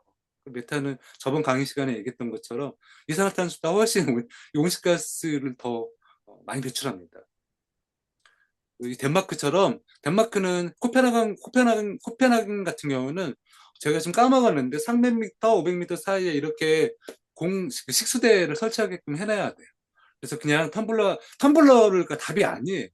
수돗물을 강화를 해서 어, 이 공공 식수대도 이 코펜하겐은 아예 법으로 마련을 했습니다. 의무화 시켜놨어요. 녹색연합인지 환경운동연합이 제가 까먹었는데 한국의 그 서울을 대상으로 이 식수대를 한번 대대적으로 조사를 했는데 60% 이상이 모래에 다 막혀 있어요. 공원이나 이런 데 다 방치돼 있다니. 그나마 있는 것조차. 그래서 이거 자체가 얼마만큼 공공성이 무너지면 계속 우리가 그 에너지와 물질을 계속 사용해야 되는 생수 그 산업에 노출될 수밖에 없는지를 볼 수가 있죠. 자, 그러면 가장 중요한 거는 에너지가 공공재여야 됩니다. 에너지가. 우크라이나 사례는 우루과이 사례는 저번 시간에 말씀드렸으니까 넘어가도록 할게요. 저번 시간에 얘기를 했고. 그러면 이것도 마찬가지입니다. 공공재, 우리가 AI가 지금 사유화된 상태인데 AI가 공공재가 돼야 되고 민주적으로 저는 기술을 거부하는 사람이 아니에요. 왜냐하면 저는 애플만 사용합니다. 그럴 수밖에 없는 게 영화를 작업을 하려면 편집, 녹음 했을 때 이 애플이 아니면 어떻게 안 돼요. 그래서 본의 아니게 얼리 어답터는 아닐지언정 애플의 노예예요. 하지만 어쨌든 기본적으로 그래서 기술을 거부하는 사람이 아니다라는 걸 이해하시고 AI는 어떻게 이걸 공공재화할 것이고 민주적으로 통제할 것인지에 대한 우리가 관심을 가지면 참 좋겠다. 근데 그러지 못해서 어떤 일이 발생을 하냐면 요 근래 캐나다 같은 경우는 또 지금 데이터 식민주의라고 그래서 미국이나 캐나다 같은 경우가 데이터 센터가 어디에다가 다 선주민들이 살고 있는 원주민들 지역에다 지금 짓고 있잖아요. 근데 여기는 지금 유럽에서 데이터 센터를 가장 많이 짓고 있는 게 아일랜드. 그래서 그 유럽 데이터 센터의 수도라는 별명이 있을 정도인데 아일랜드의 시민들도 지금 이거 보세요. 데이터 센터는 에너지 뱀파이어다. 이렇게 지금 시위가 일어나고 있습니다. 미국에서 지금 2026년에 건설되는 데이터 센터의 절반 정도가 지금 모라토리엄, 그러니까 중지가 됐어요. 그게 무슨 얘기냐면 보시면 미국 전역에 지금 노란색 정도는 어, 데이터 센터 중재 그 시민운동이 시작이 되면서 사인을 받거나 법 제정에 관련돼서 시민들이 청원 운동을 하거나 이게 지금 그런 어떤 걸 분포도를 보여드린 거고요. 빨간 그 색은 활발하게 데이터 센터 반대 운동이 벌어지고 있어요. 심지어 뭐 데이터 센터를 허가한 시의원들을 막 선거운동에 다 잘라버린다라든지 너무 활발하게 펼쳐지고 있고요. 지금 현재 미국 시민들을 대상으로 인식 조사도를, 인식을 설문조사를 하면 60% 이상이 반대를 해요. 일단 중지시키자. 이게 지금 소수기업들한테 통제 불가능하게 데이터 센터 증축이 되면서 문제가 발생을 하니 전기요금, 데이터 센터가 그 만들어지는 지역마다 전기요금이 2.5배 이상 올라가니까 당연히 불만이 생기죠. 심지어는 물이 자기네들 써야 되는데 데이터 센터를 짓고 있는 데가 다 건조 지역이에요. 왜? 데이터 센터 얘기하면 한도 끝도 없는데 데이터 센터는 그때도 말씀드렸지만 순행식, 공랭식이 있다고 그랬잖아요. 근데 당연히 건조한 지역이 냉각하기가 좋아요. 습한 지역은 냉각하기가 어렵거든요. 그래서 건조 지역. 근데 건조 지역이 미국은 건조 지역이 많잖아요. 근데 그런 데는 다 물이 부족한 지역이에요. 근데 그 엄청나게 이 순행식 이 공정 때문에 물을 막 뽑아다 쓰니까 이걸 뭐 방법이 없는 거예요. 심지어 그 한번 살아보시면 전방 몇 킬로 내밍 소리가 나요. 막 소음 공해뿐만 아니라 제가 어제 본 그 캠브리지 대학교에서 그 20년간 추적을 한 거가 그제 나왔는데요. 너무 충격적이에요. 10km 이내 평균적으로 2도 이상 데이터 센터 생기고 나면 그게 가동되기 시작하면 10km 이내에 평균 2도 이상 기온을 올려요. 그러니까 이건 뭐, 이거만 놓고 봐도 엉망진창이죠. 그래서 이거를 하지 말자는 게 아니라, 그리고 뭐, 인종차별이라든지, 그 다음에 뭐 소수 기업들의 유리한 방식의 알고리즘이라든지, 이런 거의 소프트웨어적인 측면뿐만 아니라, 일자리 상실, 이런 문제뿐만 아니라, 얘네들이 그 가지고 있는 하드웨어적인 문제, 생태 기후 문제, 심지어 데이터 센터는 전력이 많이 필요하기 때문에 지금 아무 통제를 안 하니까 LNG 발전소를 자체적으로 옆에다 다 지금 붙여서 지금 막 짓고 있단 말이에요. 심지어 트럼프는 일론 머스크를 포함한 소스 IT 기업들이 데이터 센터를 지을 때 자체적으로 LNG 발전소를 지을 수 있는 걸 허가를 내줘버린 거예요. 그러니까 아무도 통제하지 못하게 그냥 옆에다가 무슨 발전소를 지어도 상관이 없게 돼버린 거예요. 그러니까 이게 지금 뭐 여러 가지 문제가 발생할 수밖에 없으니까 대대적으로 지금 싸우고 있는 겁니다. 그거는 지금 가리지 않습니다. 미국이 가장 어쨌든 데이터 센터를 가장 먼저 시작을 해서 반발이 나오기 시작을 했고요. 오죽하면 지금 미국의 민주당이 이제 곧 중간 선거잖아요. 미국 그 민주당의 후보로 나온 사람들의 상당수가 데이터 센터 모라토리움이 공약으로 들어가 있어요. 근데 이제 시작입니다. 미국이 먼저 데이터 센터를 지었고 전 세계적으로 남미까 여기 필리핀인데 필리핀도 난리예요. 데이터 센터를 건조 지역에다 막 짓고 이러니까 특히 필리핀에서 선주민들이 살고 있는 지역에다 짓고 있으니까 난리 뭐 그런 난리가 없습니다. 한국은 반면에 캐나다도 그래도 이제 그 환경운동을 하시는 분들이 목소리를 내기 시작을 했는데 한국은 지금 그 송전로 때문에 지역 주민들이 송전로 싸움에 열심히 하고 계시지만 데이터 센터에 관련돼서는 목소리가 좀 미약한 상태예요. 이게 2060년까지 지금 예상되어 있는 데이터 센터의 3분의 1이 어디에 집적이 되냐면 한국을 포함한 아시아 지역에 다 포진될 거거든요. 그거 치고는 목소리가 적은 거예요. 목소리가 적으니까 사실은 몰려오는 거예요. 공유지 이야기를 말씀드리도록 하겠습니다. 공유지란 땅을 얘기하는 게 아니야. 커먼즈라고 얘기를 하고 있고요. 여러분 다 아실 겁니다. 어떤 물질적인 우리가 그게 자원이 되었든 땅이 되었든 그걸 의미하는 게 아니에요. 공공재랑은 좀 다릅니다. 우리가 물질적인 자원을 어떻게 이것을 이용할지 민주적인 규칙 그리고 협의에 의해서 시민들이 그걸 만들어 나가는 과정 이거를 바로 공유지 커먼즈라고 얘기를 하는 거예요. 그거는 어떤 자원이 될 수도 있고 땅이 될 수도 있습니다. 그것을 놓고 이루어져 나가는 시민의 민주주의적인 실천을 얘기를 하는 건데요.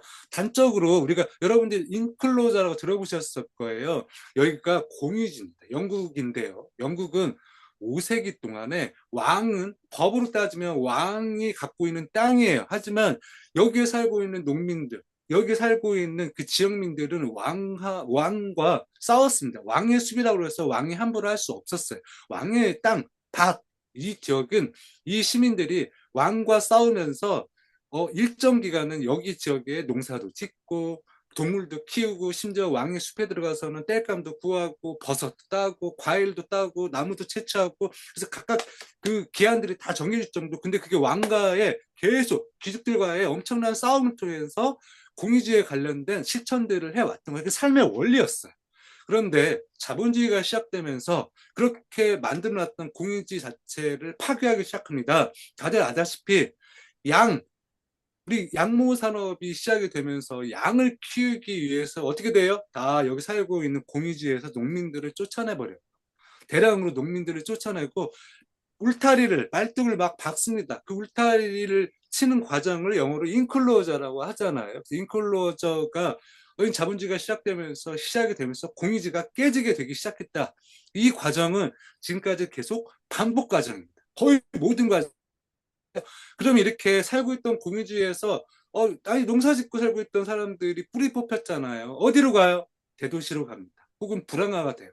그래서 영국에서는 17세기, 18세기에 불황화를 그냥 마구잡이로 끌고 가거나 죽일 수 있는 법을 제정을 했어요. 굶겨 죽여도 상관없어요. 그럼 이들이 어디로 가야 돼요? 도시로 가서 공장이 건설되기 시작하니까 아주 저렴한 노동력을 제공하는 노동자로 전락이 되는 거예요. 그래서 자본주의 과정에 요게 이제 다 공유주의 파괴 역사를 이해하시면 그런 과정이 있구나 이해를 하시면 좋을 것 같고 볼까요? 근데 이 유럽 내에서는 그만 제가 말씀드렸던 공유주의 파괴 과정이 있다라고 하면 15세기 말부터 식민지 과정이 있잖아요. 여기가 이 포르투갈령이 있고 마데이라는 한국 사람들도 파도 이 보트 타러 많이 가요. 서핑하러 많이 갑니다. 이 파도가 많이 좋고 경관이 좋아서. 근데 여기가 원래 포르투갈이 점령을 하면서 최초로 설탕 플레이테이션이 구축됐던 지역이에요. 마데이라는 월대 열대우림 지역이었습니다. 이걸 한 달 동안 불을 태워요. 불을 태워서 선주민들이 살고 있는 데인데 그냥 다 불태워요. 그리고 심지어 유럽에서 노새, 뭐 씨앗 다 가져와서 여기를 식게라면 그냥 테라포밍이라고 얘기를 하죠. 살고 있는 지역으로 테라포밍을 만들었던 최초의 지역이 설탕 저기 마데이라고요. 이 설탕 플레이테이션은 이제 저쪽 어디에서 아프리카 서아프리카에서 대략 1,500만 명 정도를 끌고 흑인 노예들을 어디로 데리고 가요?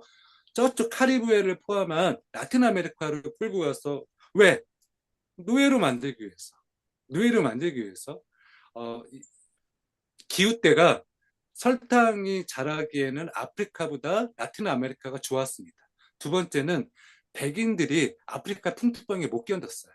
유럽과 비슷한 기후대를 구성을 했던 게 라틴 아메리카였습니다. 그래서 여러 가지 조건들 때문에 노예를 끌고 가서 구축을 했던 거예요. 플레이테이션 남미에다가. 근데 여기가 오늘날 우리가 알고 있는 공장의 최초의 시스템이 설탕 플레이테이션이에요. 대량으로 설탕을 농사를 짓고 이 증류를 하고 그걸 하얀 설탕으로 만들어내가는 공장 시스템. 그게 뒤늦게 영국에 이제 그 런던을 포함해서 공장 시스템이 구현이 되죠. 그래서 최초의 공장 시스템, 자본주의 시스템은 이렇게 보시면 되고요. 공유지, 그들이 살고 있었던 어떤 그 삶의 형태들을 다 파괴를 했던 겁니다. 그래서 자본주의가 이렇게 구축이 되는데 이거는 뭐 목화 산업이고요. 뭐 설탕 다음에는 목화가 그런 방식으로 이제 구축이 됐죠. 그래서 제가 이 보시면 저쪽 서아프리카에서 이 라틴 아메리카 지역으로 지금 노예 이동 과정을 그래프를 한눈에 볼 수가 있죠. 그래서 오늘날 자본주의 역사는 공유주의가 파괴되는 역사이기도 하고 노예의 역사이기도 합니다. 연화, 설탕 이렇게 가져와서 석탄을 연료로 에너지원으로 공장을 가동하기 시작하면서 그래서 뭐 우리 면직 산업이 우리 자본주의 출발점이잖아요. 그러면서 우리가 자본주의가 시작이 됐다. 그래서 공유주의 파괴 역사는 자본주의와 뗄라 뗄 수 없고 우리가 오늘날 기후 생태의 위기와 뗄래 뗄 수가 없는 거다. 이거를 이해하시면 좋을 것 같아요. 그래서 공유주의는 제가 제일 좋아하는 지금 막 정신이 없어 뱉다 보니까 까먹었는데 공유주의에 관련해서 가장 유명한 학자가 있어요. 한국에도 저는 다 읽었는데 그분이 했던 거를 저도 가끔 인용해요. 근데 이 문장인 공유주는 명사가 아니라 동사다. 그러니까 어떤 지역이나 멈춤이 아니라 계속 끊임없이 시민들이 어떤 자원들을 가지고 그게 물질적일 수도 있고 비물질적일 수 있습니다. 정신적인 거일 수도 있어요. 그거를 놓고 계속적으로 함께 나누기 위해서 민주주의적으로 함께 나누는 과정, 끊임없이 그걸 만들어 나가는 동사 형태다라고 이야기를 하셨는데 저 100% 동의합니다. 단적으로 예를 하나 들어볼게요. 공유지가 왜 그런 건지. 1988년 전 세계 환경운동의 아버지라고 불리는 치코 멘데스예요. 치코 멘데스는 위대한 환경운동가입니다. 근데 원래 이 사람 노동운동하던 사람이 어디에? 브라질에서 고무 노동자였습니다. 고무에서 고무를 추출하는 노동자였어. 예전에 이 브라질에서는 1950년대까지 전 세계에서 고무를 가장 많이 생산을 했던 나라예요. 근데 나중에 말레이시아를 포함해서 이런 데서 대량으로 생산을 하면서 고무 가격이 떨어지니까 어디로 전환을 하냐면 어디로 전환해요? 바로 열대우림을 불태워서 목축지, 목초지, 그다음에 뭐 열대우림을 불태워서 저번 시간에 얘기했던 것처럼 대두, 뭐 이런 여러 가지 것들을 심게 되죠. 그래서 예전에는 고무 노동자들은 나무를 베지 않습니다. 그래서 치코멘데스가 어떤 얘기를 했냐면 예전에 우리에게 숲이란 노동자들에게는 일자리를 제공했다. 왜냐하면 계속 이렇게 긋잖아요. 나무, 고무나무에다 그어서 하얗게 흘러나오는 액체를 이 사람들은 그거를 가져다가 그냥 제공을 하는 거예요. 근데 나무가 죽이는 게 아니라 그냥 수십 년 동안 나무는 살아가거든요. 근데 거기에는 선주민들도 살고 있었어요. 치코멘데스는 어떤 얘기를 하냐면 우리 원래 아마존의 숲은 우리에게 일자리를 제공했고 선주민들에게는 버섯과 나무를 제공했고 산딸기를 제공하고 그다음에 살아가고 그 숲에 살아가던 동물들에게는 삶의 터전이 없고 그리고 이 식물들에게는 정말 무궁무진하게 대를 이어가는 어떤 삶의 영토였다. 그런데 어느 날 여기를 음, 목초지를 불태우기 시작하면서 열대우림을 불태우기 시작하면서 우리의 공유지가 파괴됐다. 시크맨데스는 고문노동자에서 시작을 해서 심지어 너무 많이 살해를 당합니다. 그 지주들이 열대우림을 불태우는 과정에서 저항하는 이 선주민들과 저항하는 고문노동자들을 정말 많이 살해를 했어요. 이 과정에서 환경운동가로 정립이 됐고 그래서 정말 미국이든 유럽이든 방문해서 막 피를 토하고 연설을 했습니다. 우리의 숲을 지켜주십시오. 결국 보호 구역을 설정을 했어요. 그런데 그것에 분노하던 인근 인근 지역의 주지의 아들들이 산탄총을 들고 와서 살해를 합니다. 살해를 하고 친코 멘데스가 죽었다. 그리고 이 지금 브라질의 대통령이 룰라잖아요. 룰라랑 친구였어요. 그래서 죽은 다음에 룰라는 장례식장에 와서 막 울고 불고 했었거든요. 사실은 지금 너무 한계가 많아요. 하지만 룰라 정부가 열대우림을 지키려고 하는 것 그 과정이 치코 멘데스 때문에 그래요. 그리고 치코 멘데스 나중에 연구소 막 무슨 기관 룰라가 계속 만들었던 것도 그런 지금 연결되는 과정인데 치코 멘데스가 그나마 죽고 나서 열대우림이 훨씬 더 많이 불타게 됩니다. 그래서 제가 공유지를 이야기할 때 예로 많이 들어요. 공유지라고 하는 것들이 있으면 우리가 그걸 통해서 얻을 것들이 풍부하게 얻을 것들이 많은데 그거를 어떤 산업적 논리에 의해서 이윤에 의해서 파괴되는 순간에 당연히 에너지와 물질 처리량도 높아지고 온실가스도 배출하면서 우리의 삶도 빈곤해진다라는 거죠. 공유지가 풍성해진다라는 건 거꾸로 생태적이기도 하고 자원과 물질 이런 것들 줄이면서 우리 삶을 증폭시킨다는 거죠. 그러면 제가 공유지의 몇 가지 사례들을 몇 개 보여드릴게요. 다들 기억이 나실 텐데 2012년 뉴욕 샌디가 물난리가 났어요. 물난리가 났습니다. 엄청나게 물난리가 났어요. 근데 여기 주 방위군이 이 물난리 상태에서 다 고립됐었어요. 홍수가 너무 나니까 여기 살고 있는 노인들, 뭐 장애인들, 뭐 그 서민들이 고립돼 버린 거예요. 이 물 빠져나가지 못하니까. 근데 주 방위군은 어디로 달려갔을까요? 뉴욕의 부자 동네로 갔어요. 방치가 된 거예요. 열이 완전 다 열이 받아 있는 상태예요. 그런데 무슨 일이 벌어졌냐면 2010년까지 뉴욕에서는 월스트리트 점령 운동이 한참 벌어졌잖아요. 그래서 월가를 점령하라고 하는 운동이 한참 벌어졌었는데 그게 어쨌든 절반의 실패를 하면서 끝났던 상황이에요. 근데 갑자기 이 샌디 허리케인이 등장을 하면서 이 난리가 나니까 샌디를 점령하라고 하는 갑자기 운동이 시작된 거예요. 그래서 청년들이 이게 보시면 무슨 막 이 스마트폰 앱을 개발을 한다라든지 그래서 약, 뭐, 뭐 식량 이런 것들을 다 모입니다. 그래서 자원활동들을 구축을 해서 심지어 함께 상호보조 시스템을 만들어서 나라가 버린 우리 서민들, 약자들은 그러면 우리 함께 상호보조를 통해서 우리가 지킬 거야. 라는 시스템을 자체적으로 그 샌드를 점령하라. 이렇게 만든 거예요. 그래서 근데 이 시스템이 지금 오늘날 미국 전역에서 이번에 우리 그 IDF인데 하도 이스라엘을 비판하다가 저 뭐죠? 그죠? 미국의 미국의 저 뭐야? 아이디 그 저 이주 노동자들 막 잡아가고 이러면서 우리 그 백인 뭐 아이스, 네, 아이스. 큰일이네. 이제 정말 치매인가 봐.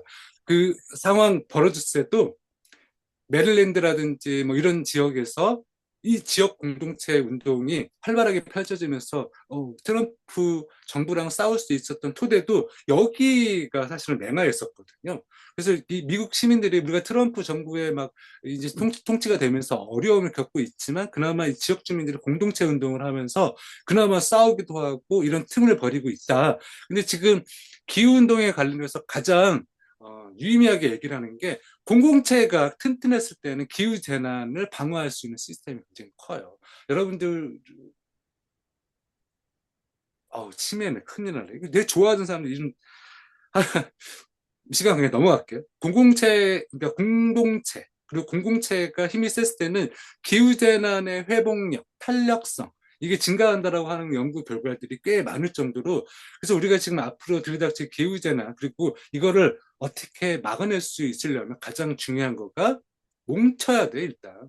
우리 시민들이 뭉쳐서 뭔가 할 수 있는 탄력성, 우리 공동체 힘을 가지자. 두 번째는 에너지 자체를 공공재로 만들어 보자. 제가 이번 책에도 썼지만 여러 나라에서 시민들이 자체적으로 이거를 지금 호르무즈 해협이 닫히면서 한국은 호르무즈 해협에서 지금 석유의 70% 정도를 수요를 받는 나라니까 지금 한국이 피해가 가장 큰 나라예요. 근데 태양과 바람은 호르무즈 해협에 이란 드론에도 그냥 태양은 넘어오잖아요. 미국의 군함에도 태양이 그 알바 뭐예요? 바람이 알바 뭐예요? 그래서 재생에너지는 자립, 평화, 민주주의의 종자거든.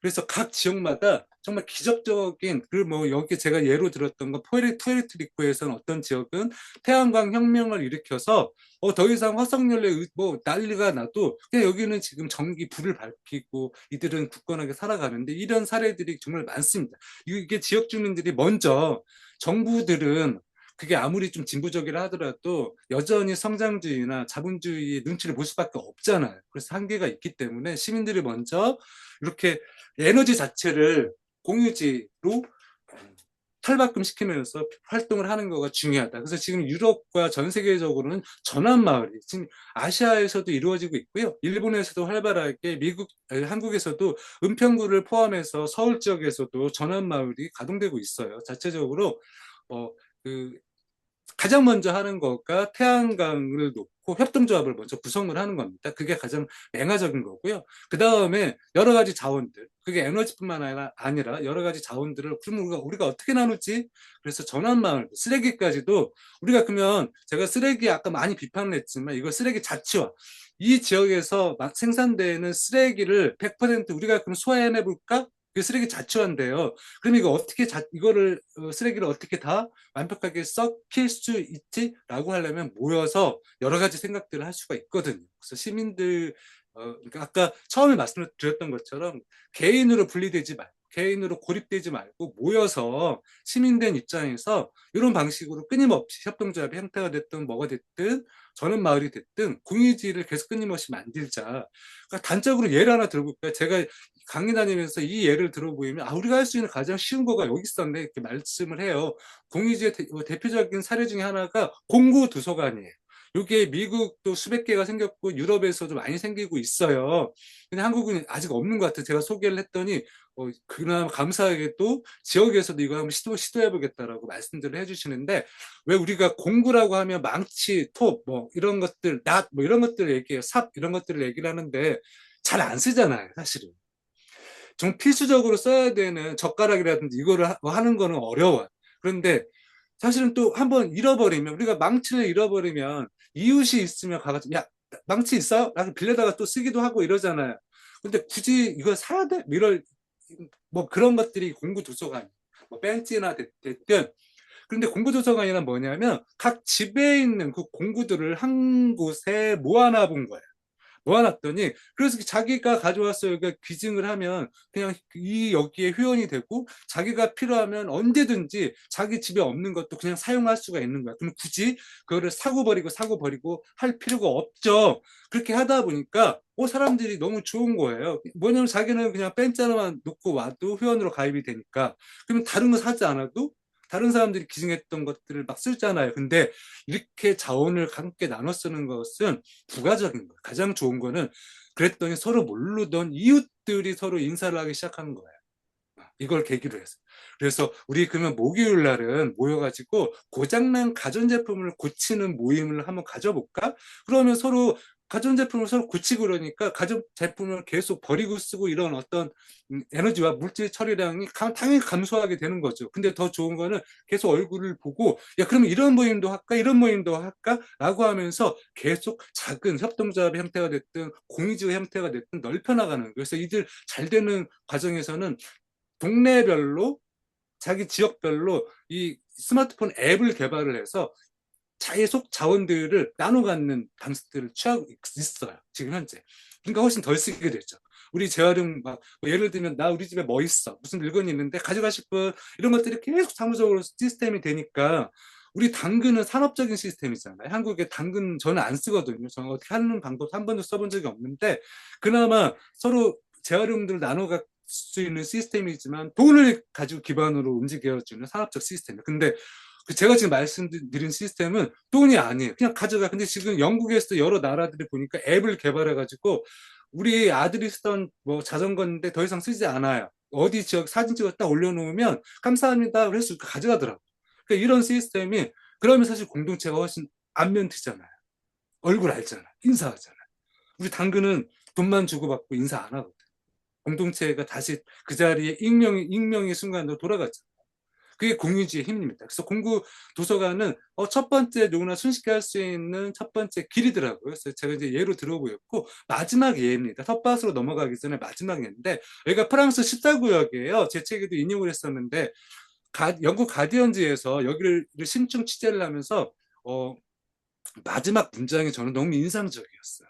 프랑스는 혁명의 나라인 줄 알았는데, 야, 이 과정을 프랑스 19구역 여기를 취재를 하면서 마지막 문장이, 혁명을 하는데 굳이 기요틴이 필요 없구나. 왜 예전에 프랑스에서 혁명한 다음에 악덕 지주와 막 부르주아들을 죽인다고 해서 기요틴에다 머리를 댕강댕강 잘랐잖아요. 그렇게 무력으로 혁명을 할 필요가 없구나.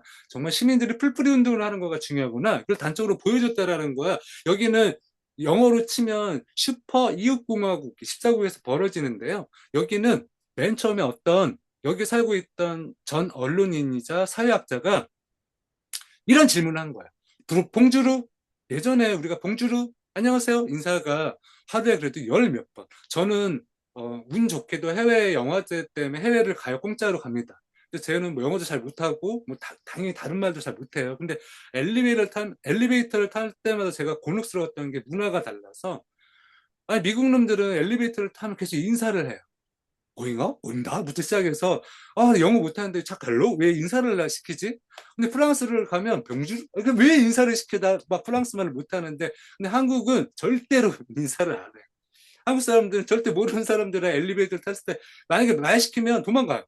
그래서 이 이웃 문화에 관련된 것도 상당히 다르다라고 생각이 드는데, 어쨌든 한 언론인이 왜 예전에는 10번 이상 하루에 이웃들과 함께 봉주루라고 하는 인사를 하는데, 왜 어느 순간부터 우리가 지금 5번 이 정도도 안 하는 것 같아. 이상하다.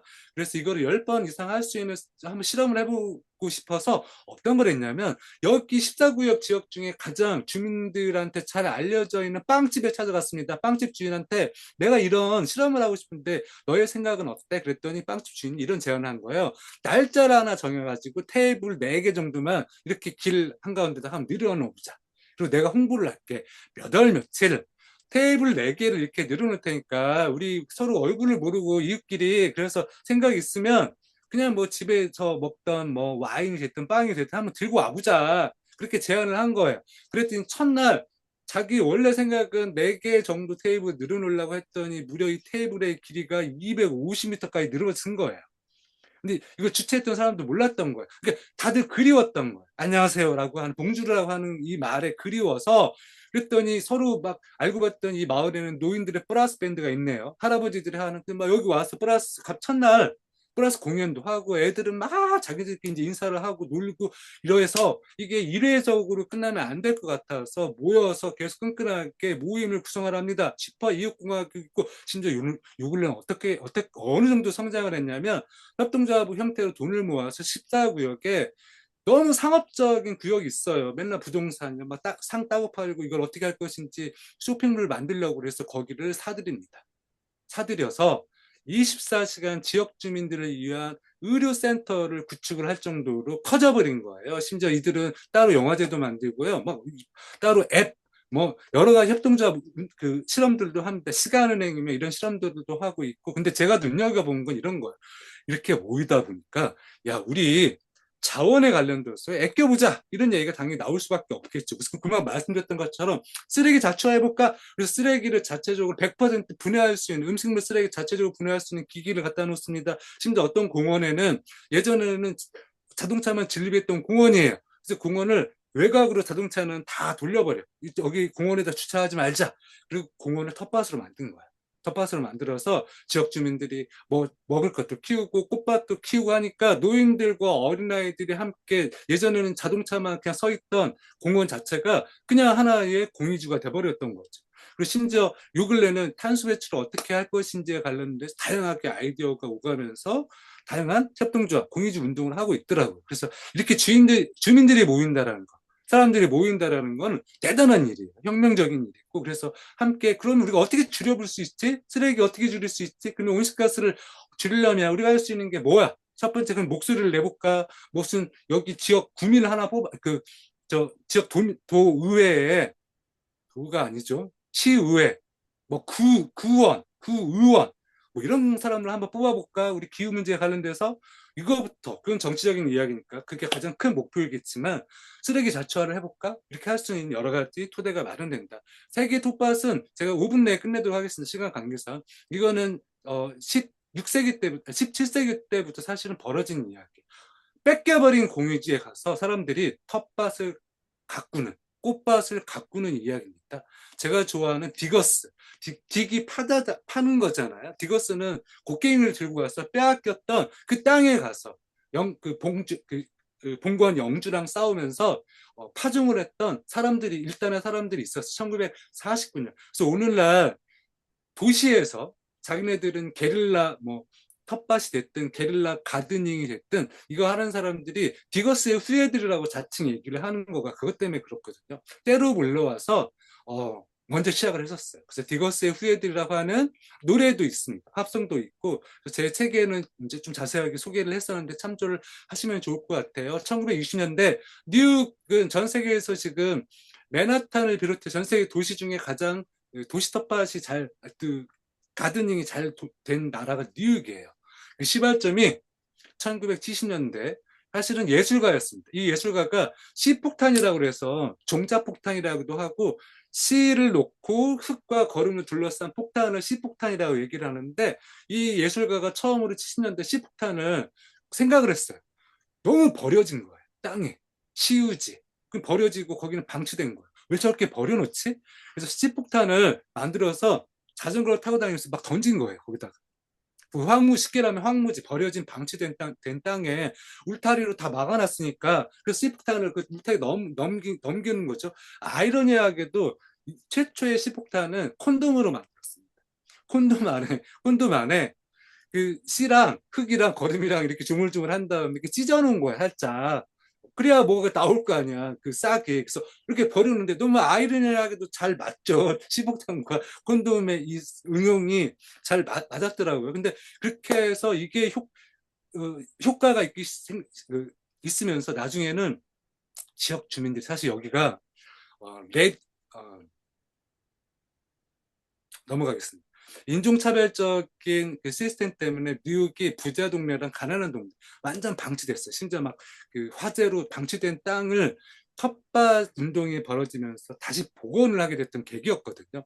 그래서 지역 주민들이 풍요로워지기 시작하니까 다 덤빈 거예요. 덤벼서 나중에는 뉴욕시가 졌습니다. 그래서 $1 썸이라고 그래서 그 1달러만 내면 시가 갖고 있는 땅을 내줘버린 거예요. 시민들이 여기다 텃밭 만들 거야. 막 와서 이제 닥달을 하니까 시 공무원들이 알았어. 시장부터 해가지고 다 그냥 시가 갖고 있는 땅을 내준 거예요. 그래서 모든 뉴욕에 있는 지역, 뭐, 사투리라는 땅은 꽃밭이며 텃밭으로 만들어졌고 그걸 기반으로 콘서트도 열리고 시민들이 모여서 다양하게 문화 행사도 하고 그러다가 줄리아니가 80년대 시장이 되면서 가장 먼저 한 게 불도저를 들고 가서 여기를 파괴하는 거였어요. 신자유주의가 도래를 하면서 줄리아니가 죄송합니다. 90년대였죠. 줄리아니가 그 불도저를 들고 왔었는데 그걸 막기 위해서 시민들이 손에 이 사슬로 막 이렇게 했습니다.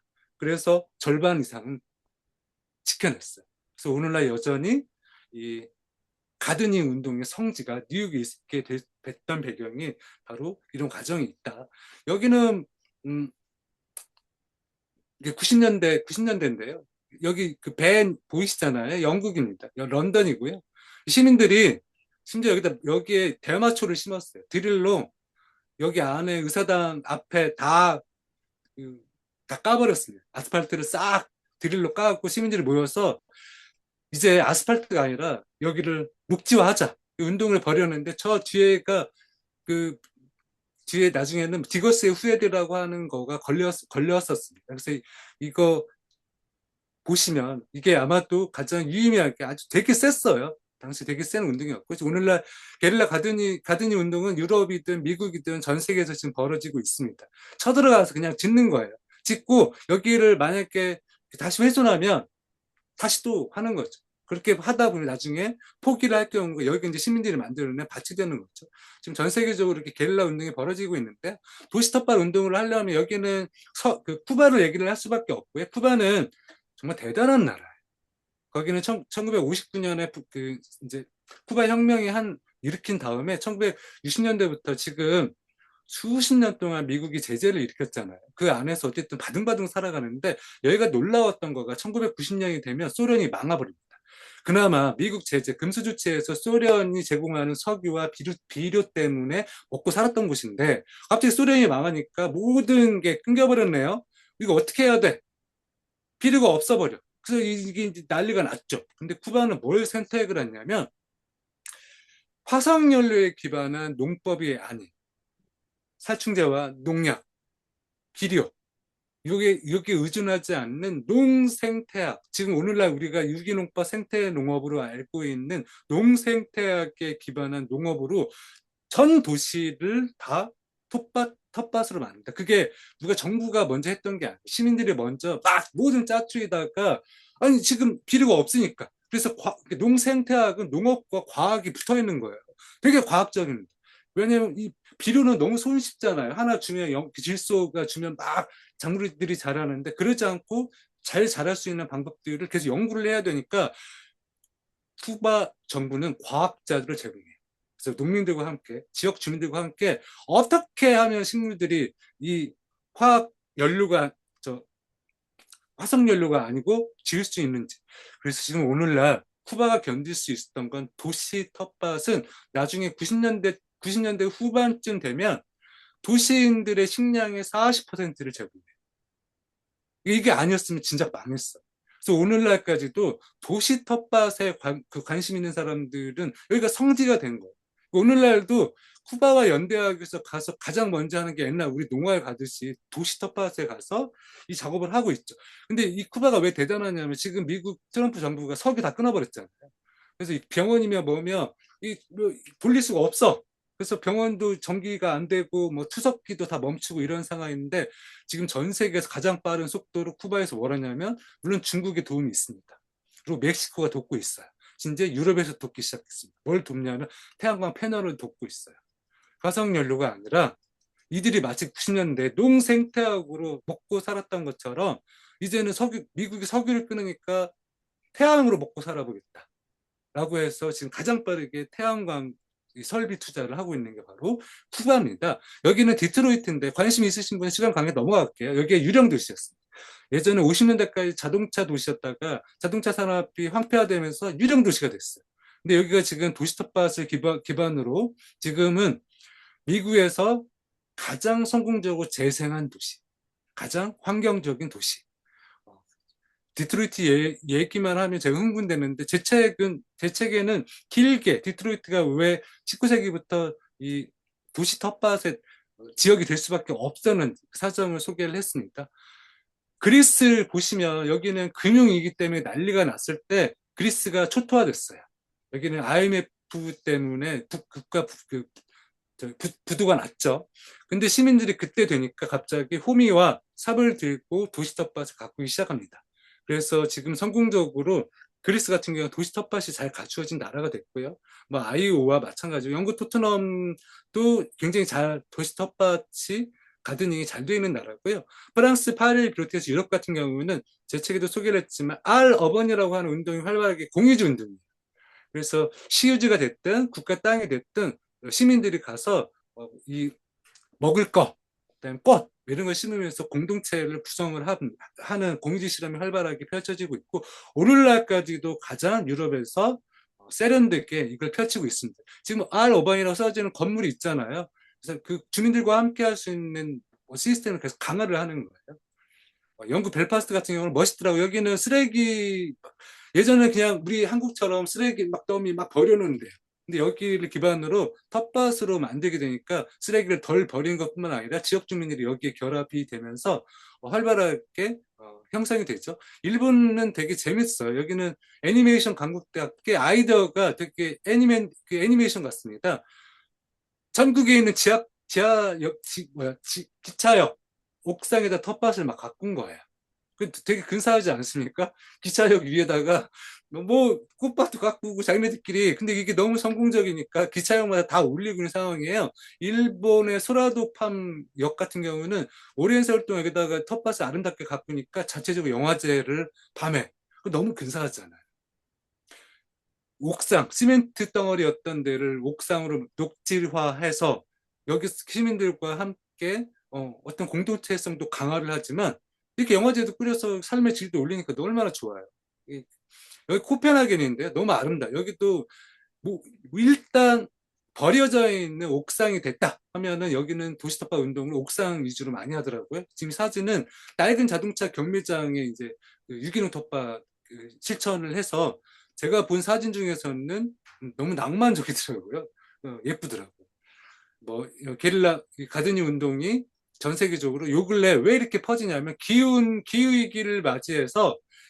위기를 맞이해서 바로 게릴라 가드닝 운동을 객진적인 공유지 운동을 하자라고 하는 측면에서 유럽과 미국에서는 예전에는 여러 위기 때문에 뭐 금융 위기라든지 아니면 그 화석연료 위기, 에너지 위기 때문에 벌어졌다고 한다면 요 근래는 기후 위기 때문에 텃밭 운동이 활발하게 펼쳐지고 있다. 이걸 좀 보시면 좋고 상대적으로 저는 상업적인 것보다는 그래도 우리가 함께 공유지 운동을 했으면 좋겠다. 비상업적인 운동을 했으면 좋겠다 생각을 하는데 그래도 이 사례는 성공적이더라고요. 브루클린은 상업적인 기업이 옥상 농장을 갖고 있어요. 지금 여기 허드슨 강을 마주보고 저쪽이 그 다운타운 저쪽 그 맨하탄 중심가죠. 근데 이 반대쪽에 모든 옥상마다 이런 방식으로 어, 다 지금 뉴욕이에요. 너무 근사하지 않습니까? 대단히 상업적이긴 하나 이렇게 매력적으로 한다면 저도 찬성을 할 것 같아요. 그리고 대학교 중에서 가장 지속가능 텃밭을 가장 많이 하고 있는 게 예일대학교예요. 여기는 이 주민들과 함께 이 학생들이 지속가능 텃밭을 만들어서 학생들 식당에다도 그 채소나 이런 것들을 제공을 합니다. 전 세계에서 예일 대학교가 기후 생태에 관련돼서 가장 학생들 관심이 많아요. 근데 여기도 학교에서도 이런 걸 활발하게 하고 있고, 미국에서도 거의 제가 통계를 내다가 말았는데 그 책에 인용을 할까 근데 너무 많아서 포기를 했었는데 200개 이상 대학교에서 대학교 내에서 가장 먼저 해야 돼요. 한국은 성공회대, 전남대 몇 개 안 돼요. 근데 그것도 당국은 관심 없고 동아리 차원에서 학생들이 움직이는 정도밖에 안 되더라고요. 제가 어제도 저 한양대 가서 아니 교육에 관련돼서 실천을 뭐 해요? 아니 학교 텃밭부터 시작하세요. 동아리 만들어서 책도 같이 읽고 뭘 할지 의논하면서 그다음에 일단 텃밭 하세요. 너무 좋잖아요. 시작하기에는. 그 얘기를 했었거든요. 근데 이게 말하기가 좋더라고요. 지역 주민들이 땅이 없을 경우 대학교, 교회, 교회가 갖고 있는 땅 그걸 먼저 시작을 하거든요. 그래서 설득을 대학 당국이랑 해서 하기가 쉬워요. 왜냐면 대학교 안에가 노는 땅이 많으니까. 교회 땅도 마찬가지고. 그래서 그렇게 접근하는 방식도 있겠다. 브뤼셀 같은 경우는 아예 건물과 건물 사이에 모든 유휴지를 공략해 들어가는 도시텃밭 운동도 있습니다. 여기는 브뤼셀 시의회가 하도 시민들이 요구를 하니까 조례를 제정해서 이렇게 건물과 건물 사이를 이렇게 도시텃밭으로 이용할 수 있는 것들을 허락을 해줬어요. 근데 마지막 다 왔네요. 저희가 공유지 운동에 관련돼서 가장 성공적이고 제가 베를린 3번 갔다 그러는데 제가 이 이후에 알았어요. 책을 쓰면서. 사실 알았으면 저 여기 방문했을 것 같아요. 여기가 베를린 옆에 낡은 공항이었습니다. 예전에 2차 세계대전 때 나치가 사용하던 그 군용기가 다니던 낡은 공항이었어요. 근데 여기를 이제 민영화하겠다. 민간 업자들한테 팔아서 쇼핑몰을 만들려고 한다.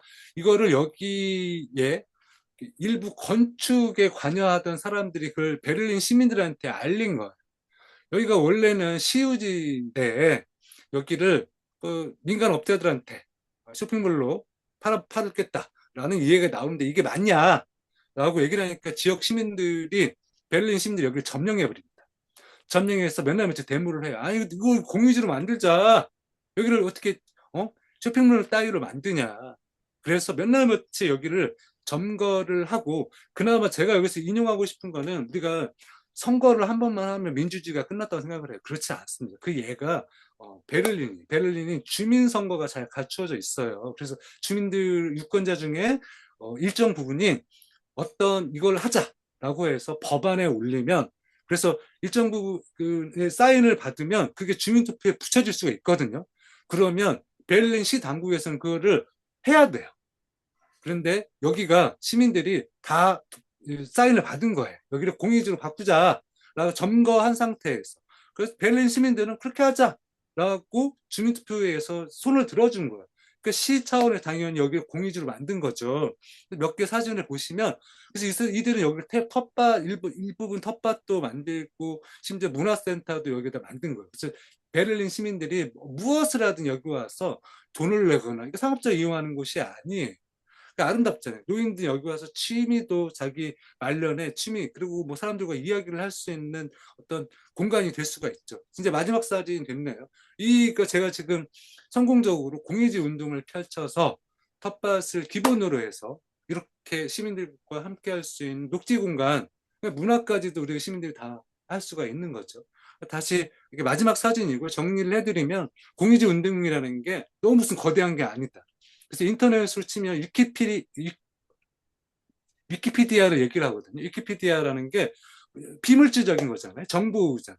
근데 그 운동 자체도 우리가 정보도 어딘가에 기속되거나 누군가의 이익이 아니라 우리끼리 정보를 모아볼까 해서 시작되던 게 위키피디아의 그 출발점이었어요. 그래서 물질적이든 비물질적이든 우리가 그 자원들을 서로 공유하기 위해서 무엇을 함께 모여서 민주적으로 한번 나눠볼까? 그렇게 하는 모든 실천이 바로 공유지 운동이다. 근데 그렇게 나누는 과정에서 에너지와 물질 처리량은 당연히 준다. 왜? 자원을 나누기 때문에. 그래서 희소성을 기반으로 한 자본주의 논리가 아니라 고유성을 기반으로 한 공유지 운동이 바로 계속 나눔으로 인해서 우리가 생태를 보호하는 차원에서 그리고 기후에 대응할 수 있는 공동체도 강화하고 심지어는 우리의 복지라든지 더 나은 나눔으로 인해서 더 풍성해지는 이런 방식이 바로 공유지 운동입니다. 그래서 오늘날 정말 가장 당연히 정치적으로 가장 먼저 해야 돼요. 온실가스 줄이려면 민주적으로 통제할 수 있는 방식으로 법령이라든지 이런 것도 해야 되지만 오늘날 기후 생태계에 대응할 수 있는 시민 실천으로 가장 많이 호명되는 게 바로 공의지 운동입니다. 그래서 요 근래 4, 5년 동안 기후운동에 관련돼서 가장 많이 번역되거나 연구되거나 회자되고 있는 것도 바로 공의지 운동이에요. 시민들이 당장 할 수 있는 실천이기 때문에. 그래서 우리 캐나다 우리 교민들 생태 운동을 하고 계시잖아요. 관심도 많고 모이시고 이래서 모이신 다음에 아이디어로 우리 가장 뭐 그냥 물이 될 수도 있고 정말 정말 작은 사소한 거, 뭐 공구가 될 수도 있고 뭘 할 수 있지? 라고 시작할 수 있는 그래서 바로 이 자리에서 시작할 수 있는 우리 기운동이지 않을까. 그래서 제 오늘 두서없는 이야기, 긴 이야기, 공의지 운동에 관련돼서 말씀드렸습니다. 감사합니다. 네, 감사합니다. 박수 한번. 예.